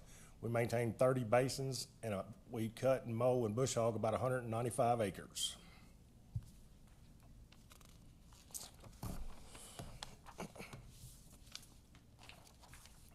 Next will be our property maintenance department. Property maintenance is part of the general fund, which performs inspections related to compliance with the property maintenance ordinances and assists in enforcement of sanitation ordinances. This year's total budget is $395,055, which is down 29% from last year due to two key factors. Personnel is down 3%, primarily due to retirement benefits. Other is down 49%, primarily due to rollover funds from fiscal year 23-24 for demolition. Our community neighborhood, last year we had 1,815 complaints received. We did 1,419 initial inspections. We did 2,706 re-inspections.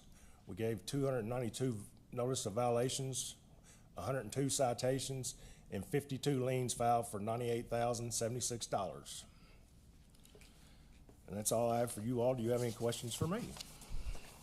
I will say one thing. One of my friend's son was on the ditch crew, and he called me and said, "Thank you very much." I didn't have anything to do with it, but he just wanted to let me know that ensured that he was going to college and getting him a degree.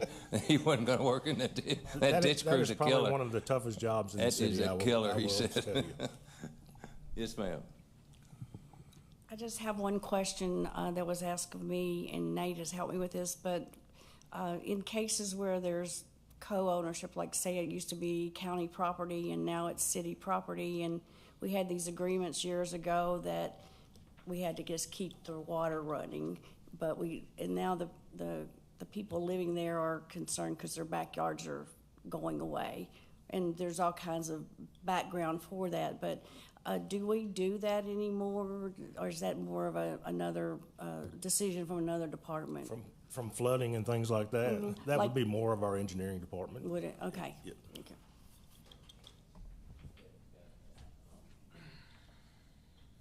think, Kevin, I think she's referring to Persimmon Ditch in that area in particular, up about Audubon Acres, where there's some areas that are city responsibility, some county, and there's a slough off. How do we address that?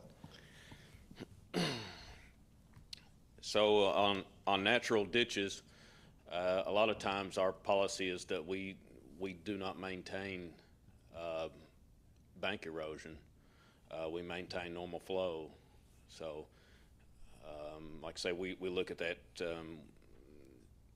case by case specifically, but a lot of times natural ditches we don't maintain bank erosion, slough offs, trees, vegetation, things like that. I mean, that's we maintain the normal flow, and that's part of owning a home that adjoins a ditch, a natural ditch. So, is that the same with both the ditch and the home is in city property and was not ever county property, or is there a differentiation because that ditch was originally on county property? So, not to get technical, but typically it's private property, okay, and an easement there. So it's private property. There's an easement there. The easement allows an entity to go in there to take certain action. So I think you're asking like if it's an annexed or unincorporated, and that just varies on the location. But so, Kevin, you're saying it has more to do with if there's a drainage easement or not, whether city or county. Am I interpreting that correctly? So, for example, a naturally occurring ditch, if it's Persimmon Ditch has been there for hundreds or thousands of years, then there's obviously no drainage easement because it's a naturally occurring ditch, and so those property owners are responsible for that, regardless of whether it's city or no, county. I mean there might be an easement there, but it's but it's the access to ensure the flow is going. It's a legal interpretation of our ordinance, and to some level it's a policy of what level we want to take on maintaining that, because it's private property, whether there's an easement there or not. The easement allows an entity to take certain action there. But that's different typically than what are constructed basins. So yeah, like in a newer subdivision where certain paved ditches, man-made ditches, storm sewer pipes, things of that nature get dedicated to the city for maintenance. Again, those are still normally located on private property, but there's an easement within that encompasses that infrastructure that allows us to maintain it. So maintain has different levels of meaning, you know. So like a storm sewer pipe, we would maintain to repair sinkholes. A paved ditch, we might be within our maintenance level to clean. Certain basins might be within our maintenance level to mow 3 times a year. So for the most part, historically, natural ditches, we have not taken the level of maintenance to, like I say, cut down dead trees, to maintain bank slough offs, or it's mainly been to maintain flow if needed. Thank you. I'll be pursuing that a little bit further. I was just really trying to make sure that once we, and I apologize if this is a crazy question, but once we annex something and say it was the county property and now it's ours, do we treat those folks the same as we would treat somebody that started out with all city property? Does that make sense? So I mean, I don't know so exactly what I know there's details, so. Yeah, I mean, maybe we just need to look at it specifically for you, but I don't know exactly what the county's policy is. But again, it is not city property. It is still private property. Okay. There's just an easement there. I so see what you're saying. You know, okay. people say, well, it's a city ditch. Well, it's not. Typically, the property line goes to the center of the ditch or the other side of the ditch or whatever it may be. But thank you. Commissioner, I think an easier way to understand that, when they develop a neighborhood within the city, there are construction standards that engineering oversees to make sure that the sidewalks are poured a certain way, and the curbs and the ditches and the slopes of the basins of the banks and things are constructed in a manner which Public Works can maintain. And then when we take over a neighborhood that was, say, built in the county that did not follow those same standards, no, they are not treated the same because they're designed and built differently. So what's been a natural ditch for years is sloughing off, totally different than a new development that was built under their guidelines.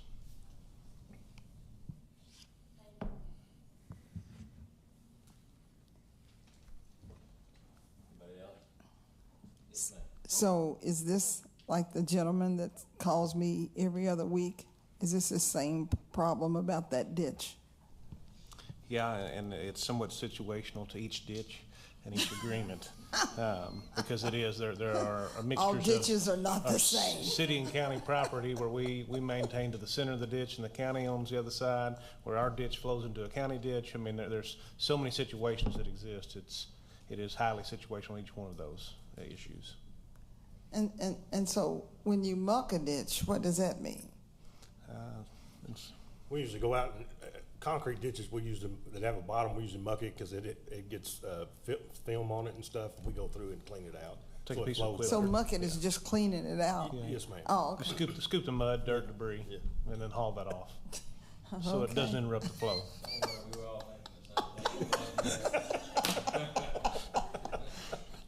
Oh, let's go muck a ditch.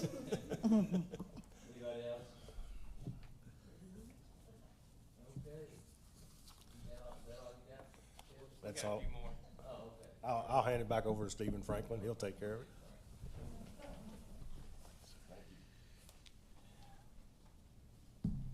We're almost done.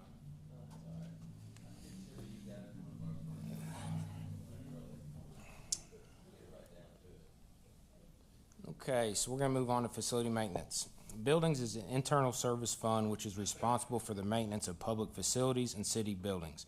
They also assist in festivals, special events, and severe weather response. This year's total budget is $2.2 million, which is up 29% from last year due to two key factors. Personnel is up 3%, primarily due to full-time salaries, and capital is up $487,000 due to timing of projects and the inclusion of Rudy Mine Trails restoration work and Thompsonberry Soccer Complex rehabilitation work, which Amanda touched on earlier. Grounds is an internal service fund as well, which is responsible for the maintenance of city grounds to include parks and recreation areas. They also assist in festivals, special events, and severe weather response. This year's total budget is $2.6 million, which is down 6% from last year. Personnel is up approximately $4,000, primarily due to full-time salaries. Maintenance is up 24%, primarily due to maintenance of vehicles and equipment. Other is down 28%, primarily due to rollover of contractual service funds from the prior year. Here's a handful of examples of some of the projects that we will be completing this upcoming year. You can see several of these items are typically capital replacement items: roof, HVAC, fencing. We've got a painting project in there. We've got our annual Arbor Day tree planting event. And we've got two playgrounds, which grounds will assist in the replacement of. Garage is an internal service fund operation which is responsible for fleet management and maintenance for city vehicles and equipment. In addition, the garage also assists with the maintenance of vehicles and equipment for RWRA. This year's total budget is $1.7 million, which is up 6% from last year due to two key factors. Personnel is up 5%, primarily due to full-time salaries. Supplies is up 8%, and this is primarily due to inflation on materials such as auto parts. We've got 6 mechanics. They're responsible for maintaining a little over 1,000 assets. The assets include both rolling stock and small engine things, along with construction equipment. So you'll have, as you see, police cruisers, sanitation trucks, dump trucks, excavators, backhoes, lawn mowers, blowers. It's quite the task.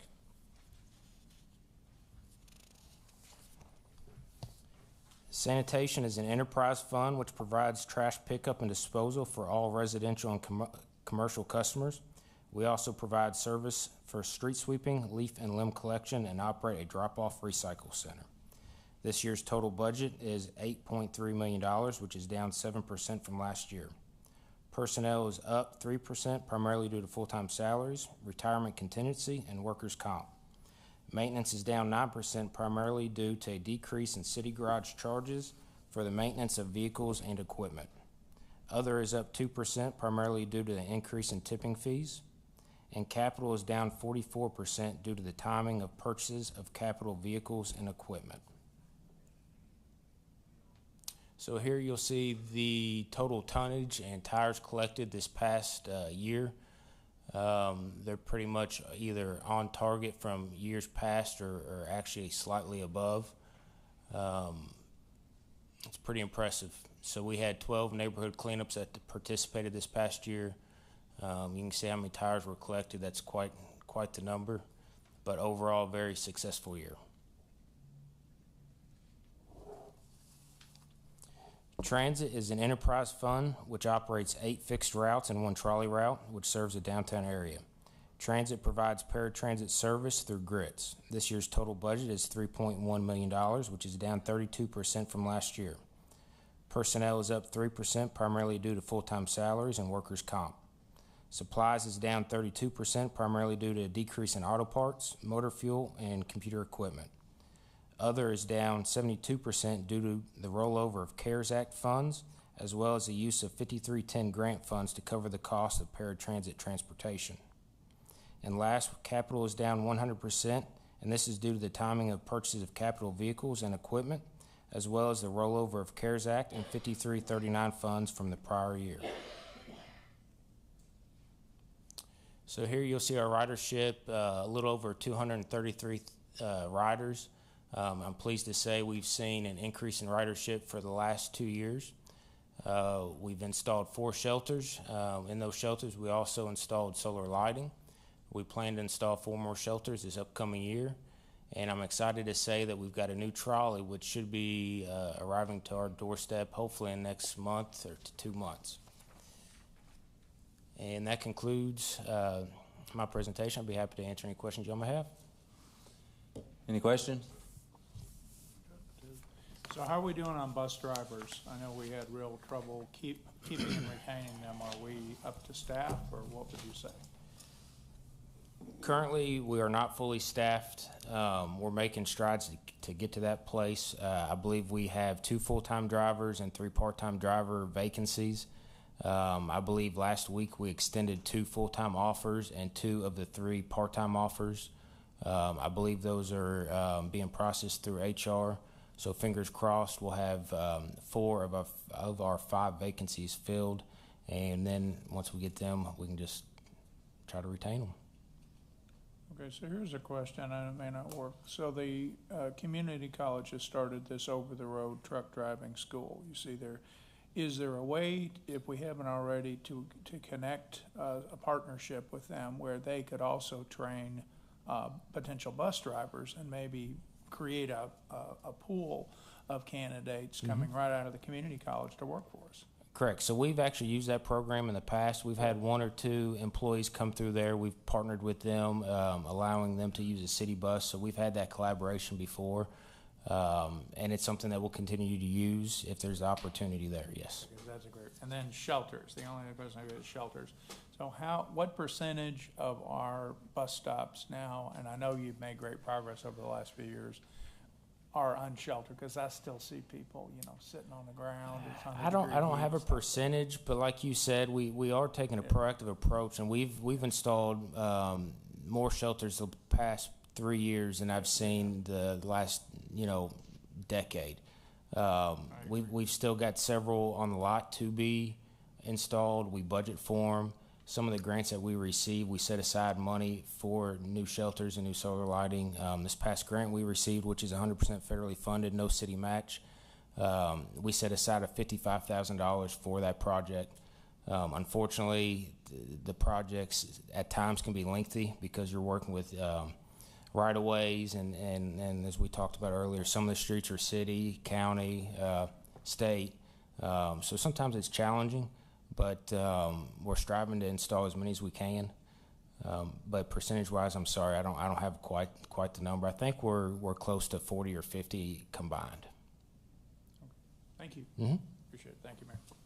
How much does a wrap cost on one of those buses I approximately? think the last one we did was 7,500 to 8,000, give or take. Well, that's reasonable. I thought it'd be a lot more than that. Yeah. Some business called me about that, and I said 20,000, so I think we'll run them off.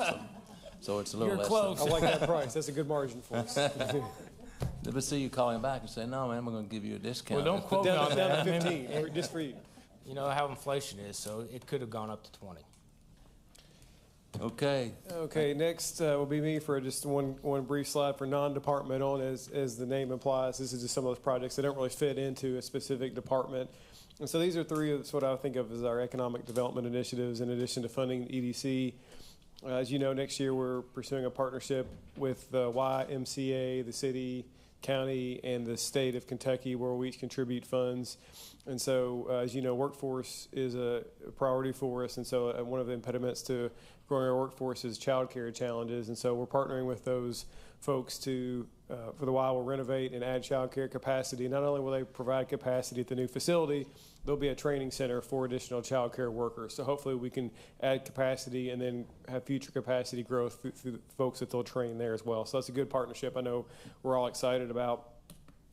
Well, we'll continue to fund the workforce initiative. That's a partnership again between the city, the county, community college, and the jail, where those folks who are soon to be departing from the detention center can get some on-the-job training and skill training to make them more employable to try to change the course of their life. I know, Mayor, you've been at several of those graduations, and so that program has been well received, so we're continuing that partnership.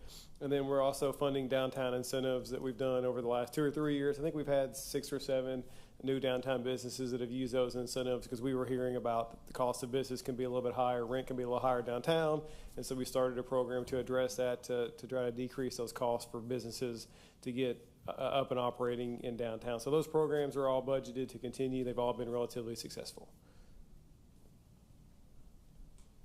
If there are no questions about that, then next Angela Waninger will talk about the 2 tax increment financing districts.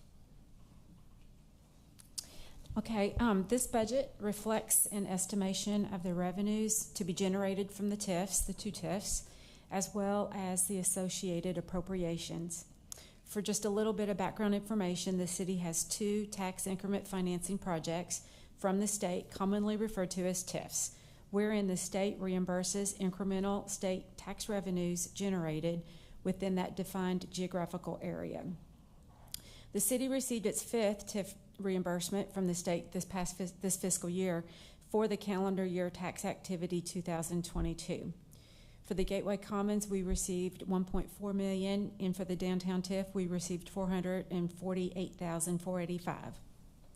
For the budget, for the Gateway Commons, we're budgeting revenues of $1,347,000 from the state and $390,000 for local revenue.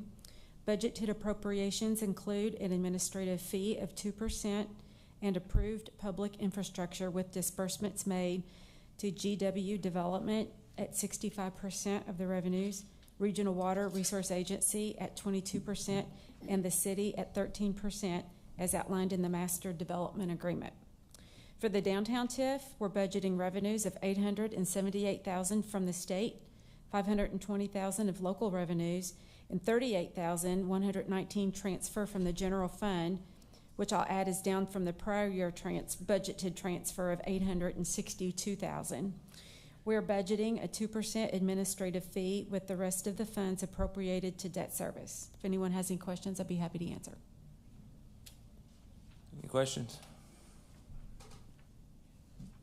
I've just got one. So the TIF situation, I know from our conversations before, has gotten a little bit better downtown, partly because of the new headquarters with Big Rivers and all. And we expect the trend should improve once we get that 3rd hotel built and some of the condo development. So we're on a good trend line for the downtown TIF in terms of reducing our yes, that's correct. Obligation. Okay. Thank you. Okay, next is the Your Community Vision Fund. That's one of the other funds that we referenced earlier in the meeting. And so the Your Community Vision, or YCV fund, is a dedicated or separate fund that is a capital project fund. Essentially, it is funded by 0.33% of the occupational net profit tax, and it by ordinance must be used for capital projects, infrastructure, stormwater, those types of activities. So it doesn't go toward fund salaries or anything operationally. Assistant City Manager Leland Hancock administers the YCV fund, and he will provide an overview of the budget for next year. Mayor and Commission, thank you. You'll see the allocations this year for your community vision are a little over $6.9 million. They're broken down into 6 different categories, the largest of which is stormwater, which I'll go over on the next slide. Many years ago, back when I first started the city, the commission made stormwater a priority. So there are KIA loans and things like that that were out there to do all of these expansions for the stormwater services there that have greatly reduced mitigating the flooding issues we've had, across Owensboro. So you'll see about $1.5 million appropriated towards that.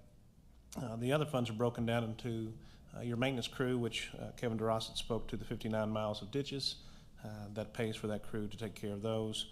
The outsourced projects where we deal with some of the complaints that you receive from cave-ins in people's backyards to street issues where an inlet or something has collapsed, and those repairs, and then we pay RWRA for another crew to take care of those. To give you an idea, we've got 15 projects on RWRA's list currently.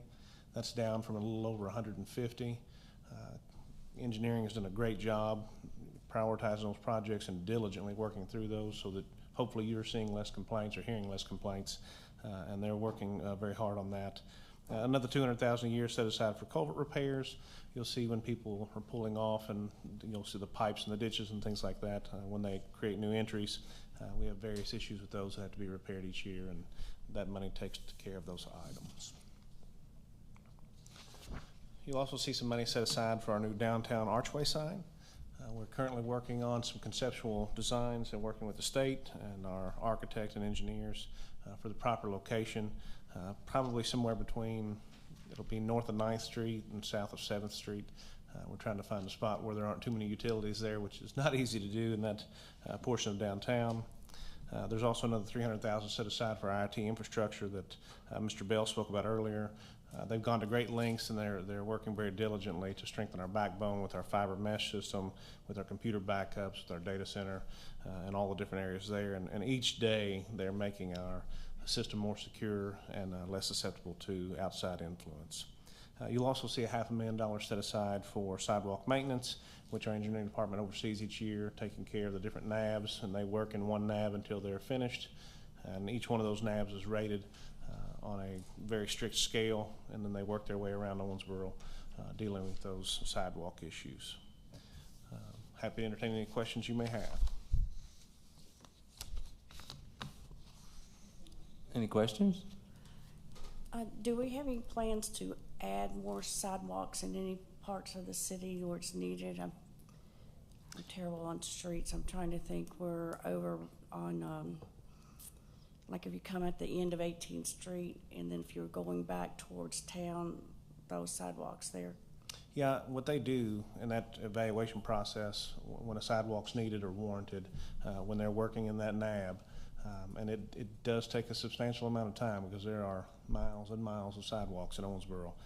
But they do address those issues where they're needed. They put in the ADA ramps at each one of those intersections, and they'll address those. I won't say that each street, like there's areas on Hill Avenue where there are just blocks and blocks with no sidewalks on either side of the street. If there was something that warranted that when they did the evaluation, they may put those sidewalks in. Otherwise, there's going to be areas where there will not be a sidewalk in some of those streets.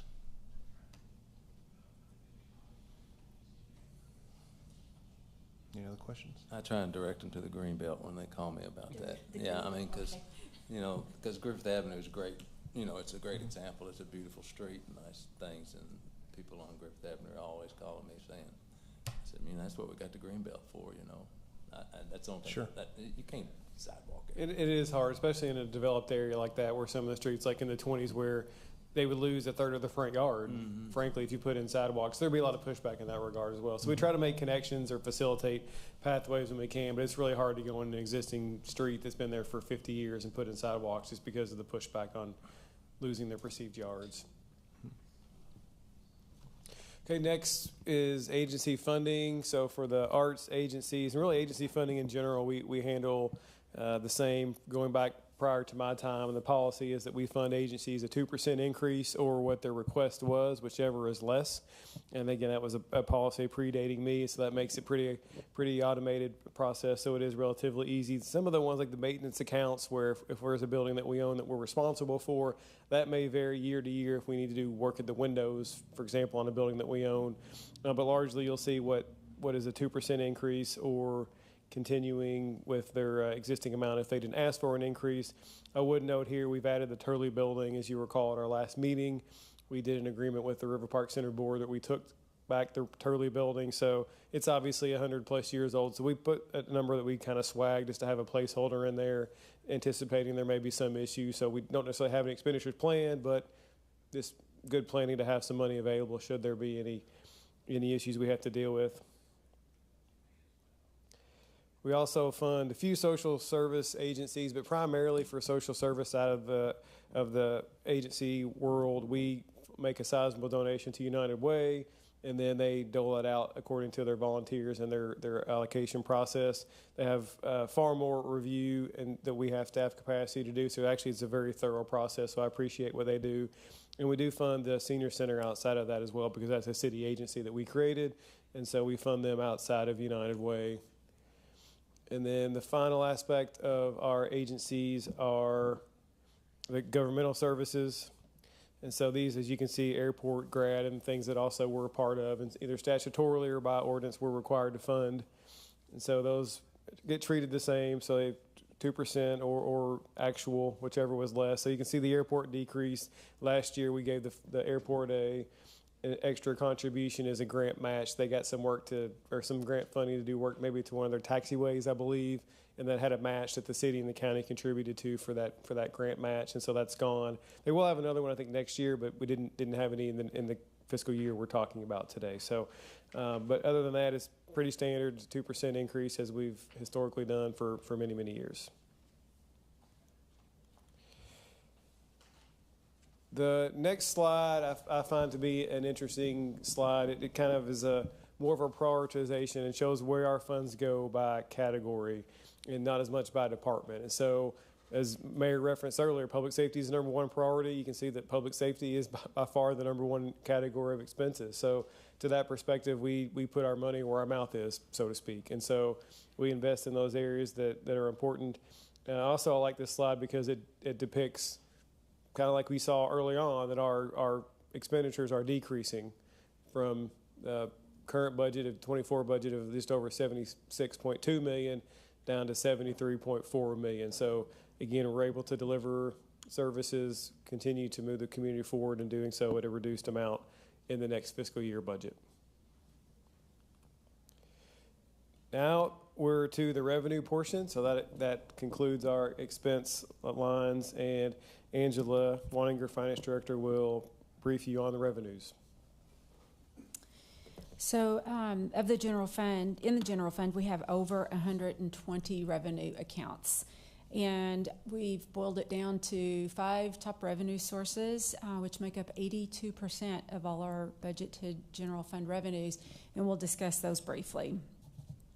So for the occupational license fees, otherwise known as the payroll withholding, is the city's largest revenue stream.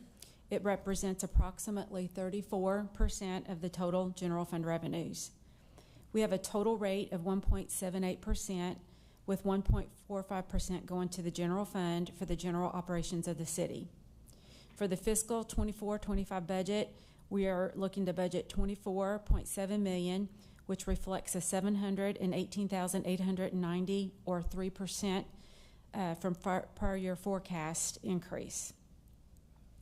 The property tax is the city's second largest revenue stream. It's budgeted at $13,979,378, which is an increase of $439,000 or 3.24% over prior year forecast. This amount includes different types of property tax, such as the real and personal property tax, bank shares, and vehicle and franchise. The real property or ad valorem property tax represents approximately 75% of this total. Per the preliminary PVA report, we look to have $56 million in new property in this next upcoming tax season. So that'll help with the property tax revenues. Our next item is the OMU cash dividend, budgeted at $8,288,000. It's an increase of 2.5% over prior year in accordance with the agreement with OMU. And they're budgeting the same. The next item is insurance premium license fees. Sometimes I'll call it the IPLF. This is the fourth largest revenue stream, budgeted at $7,953,567, which is an increase of $232,000 or 3% over the prior year forecast. The city has a total IPLF rate of 10%, with 6% going to the general fund. And last but not least is our net profit license fees. It's budgeted at $4,950,000, an increase of $161,000 or 3.4% over prior year forecast. This fee is much like a local income tax on businesses. The total net profit license rate is 1.78%, again with the 1.45% going to the general fund. This budget reflects no rate changes. Any increases in revenue will come from anticipated growth in our revenue base. If anyone has any questions, I'd be happy to answer. Just got one. The lodging tax, where does that fit into the financial picture that we're using to pay for the sportsplex? Is that outside your purvey? Yeah, well, it's not in the general fund. That's in a different fund called the tourism tax, tourist and convention tax. And we are budgeting 1.4 million revenue for that. And so that will be paying the associated tax with the indoor sportsplex, and it'll be supplanted by YCV until such time that it's up and running enough to pay for the full debt service. Thank you. Thank you. Can you go into what the insurance premium license tax is? That was several of the questions came up in these forums, and I know that when we were struggling before, we had to maybe bump it up a little bit, so I was just curious as to the outlook on that. Yeah, I'd be happy to, Mayor. That insurance premium license fee is a fee that the city places on the insurance company. And so the insurance company then passes it on to their clients, and it'll be broken out, or by law it's supposed to be broken out on your policy to show what that amount is.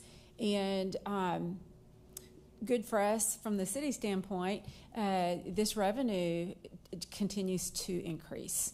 Number one, due to the value of people's homes increasing, and so that makes their premium go up. Henceforth, then the IPLF revenue goes up. And what with all the catastrophic events that we've had in Kentucky or nationwide, some insurance companies cover nationwide, and so by virtue of that, then premiums will again go up. So we have seen steady, good growth in that revenue stream. Okay. Do you see any chance of it being reduced? As far as the 4% that goes to the downtown revitalization, I do not. That's dedicated to the debt service there for the downtown revitalization, and that is self-sufficient. It's not needing any subsidy from the general fund like it did right at first, and so it's managing on its own. As far as the 6%, that would be something we could certainly consider. It's not something I've got in my long-range plan. Nothing that personally I've thought that we needed to do at this point in time. Just curious, because that's, like I said, I guess these guys were insurance company guys that were at these forums or something. I don't know. Yes, sir. Yeah, I think a lot of people, when they ask about that, they recall when the city added the 4 points and took the rate from 6 to 10, 10 or 12 years ago to pay for all of the downtown improvements. And so that was a dedicated revenue, as Angela referenced, for that downtown fund that pays that debt. And so sometimes people will say, well, where are we on the debt? And so we can perhaps reduce that at some point when the debt's about paid off. However, that was a little bit unusual, and it was a 30-year debt, 30-year bonds that were issued. And so I think we're at year 10. They're going into year 11. So we're really nowhere near that debt being fully serviced and out. So there's another 20 years left on that debt. So it's probably not a short-term initiative to do that because of a little bit unusual. Typically, we do a 20-year term bonds or debt, but that was done as a 30-year bond for cash flow reasons to provide the revenue necessary, and so which makes it obviously a much longer period before that debt is paid off. Well, that might be something to put in that that OBKY thing that you send out, you know, because that's kind of confusing to me and to normal folks that don't do that, but it comes up quite often out in the public, you know, why are we still doing that? We knew you were in a mess before, but now you're doing well, and what's the prospect of something like that being reduced? So I just share that with you from I think too, because fiscal court had a much lesser amount that they financed, and then they did the 20-year, and they actually paid their bonds off early. They're in a different position than we are, because we took a much lower portion of that load, and so yeah, it's like I said, it's pretty much self-sustaining, but it hadn't always been. So yeah. And as far as our general fund, you know, we have had the privilege of the ARPA and the CARES funding, which all of the ARPA money has been allocated out. It's not been paid out yet, so our general fund balance might look larger because of that. And our costs continue to increase. So, yep, badnomics, I think they call it. Just to kind of comment back to your comment. Okay, thank you. You're welcome. In the final slide, as we talked about, the last part is the long-term projections, and so Angela will also present the long-range plan. All right. And as you can see, our surplus for 23-24 is about $6 million. This is the fiscal year where we'll be transitioning $7.8 million of the ARPA funds into the general fund, and so that's primarily driving that surplus up there, if you will. Also, OMU, we had contributed, or you all authorized giving them $2.5 million of the ARPA funds, and so that's on a reimbursement basis, and they still have a balance of 2.4. So once they utilize and ask for all their money, so right now that's in our general fund balance, but at some point in time when they ask for that, then that will be gone as well. So there's a lot of factors at play as far as what we're recognizing versus what we've approved but hasn't been spent out yet. So with that, I'll go over what the long-range plan, what the forecast is. It's a plan that takes into consideration several factors. It's an art and a science. We look at the economy, the effects of both of our TIFs, impending changes in legislation, and like I said, the economy as well, current and forecasted, which is difficult, more so these days than it has been in the past. The cost of health insurance, state pension costs, and the increasing cost of inflation are also factored in. Thanks to both our local diverse economy and the wise city leadership, Owensboro has a healthy general fund balance. And as I said earlier, this is needed. We need this to weather the unknown storms of the future, such as pandemics, inflation, or unfunded mandates. As you can see on this slide, we have an operating surplus forecasted for the current fiscal year. And as I said earlier, largely due to the ARPA funds, we're coming in higher than budgeted revenues, timing in projects, savings in personnel due to vacancies, and that's something that I wanted to speak to as well. And what our police chief discussed earlier, we will not be seeing the vacancies going forward, in my opinion, as what we've seen in the past. I think it's going to help put some closure on that. On our March financials, we had $2 million savings in personnel due to vacancies. I don't. Hopefully, we'll be better staffed going forward. Operating deficits are forecasted starting in the 25-26 year. I'd also like to add, you know, this forecast is based on 100% staffing. Now, we may have vacancies, but from my perspective, I have to budget for what we've approved, and what we've approved is full staffing. So like I said, for the year we're in, our year to date is $2 million savings in staffing, but that deficit of $2 million assumes that we stay at full staffing. Fortunately, we have a fund balance that can absorb our forecasted future deficits. This next graph shows the general fund balance via the blue bars, with the black bar reflecting the minimum desired fund balance per the fund balance policy that you all had adopted a few years back, which also is GFOA's recommended best practice. which happens to be 17% or 2 months of total annual expenditures. Thanks to the Commission's, he says the city is in a very strong financial position with 199 days of expenditures in reserves. The city is very healthy. And with that, I conclude my presentation.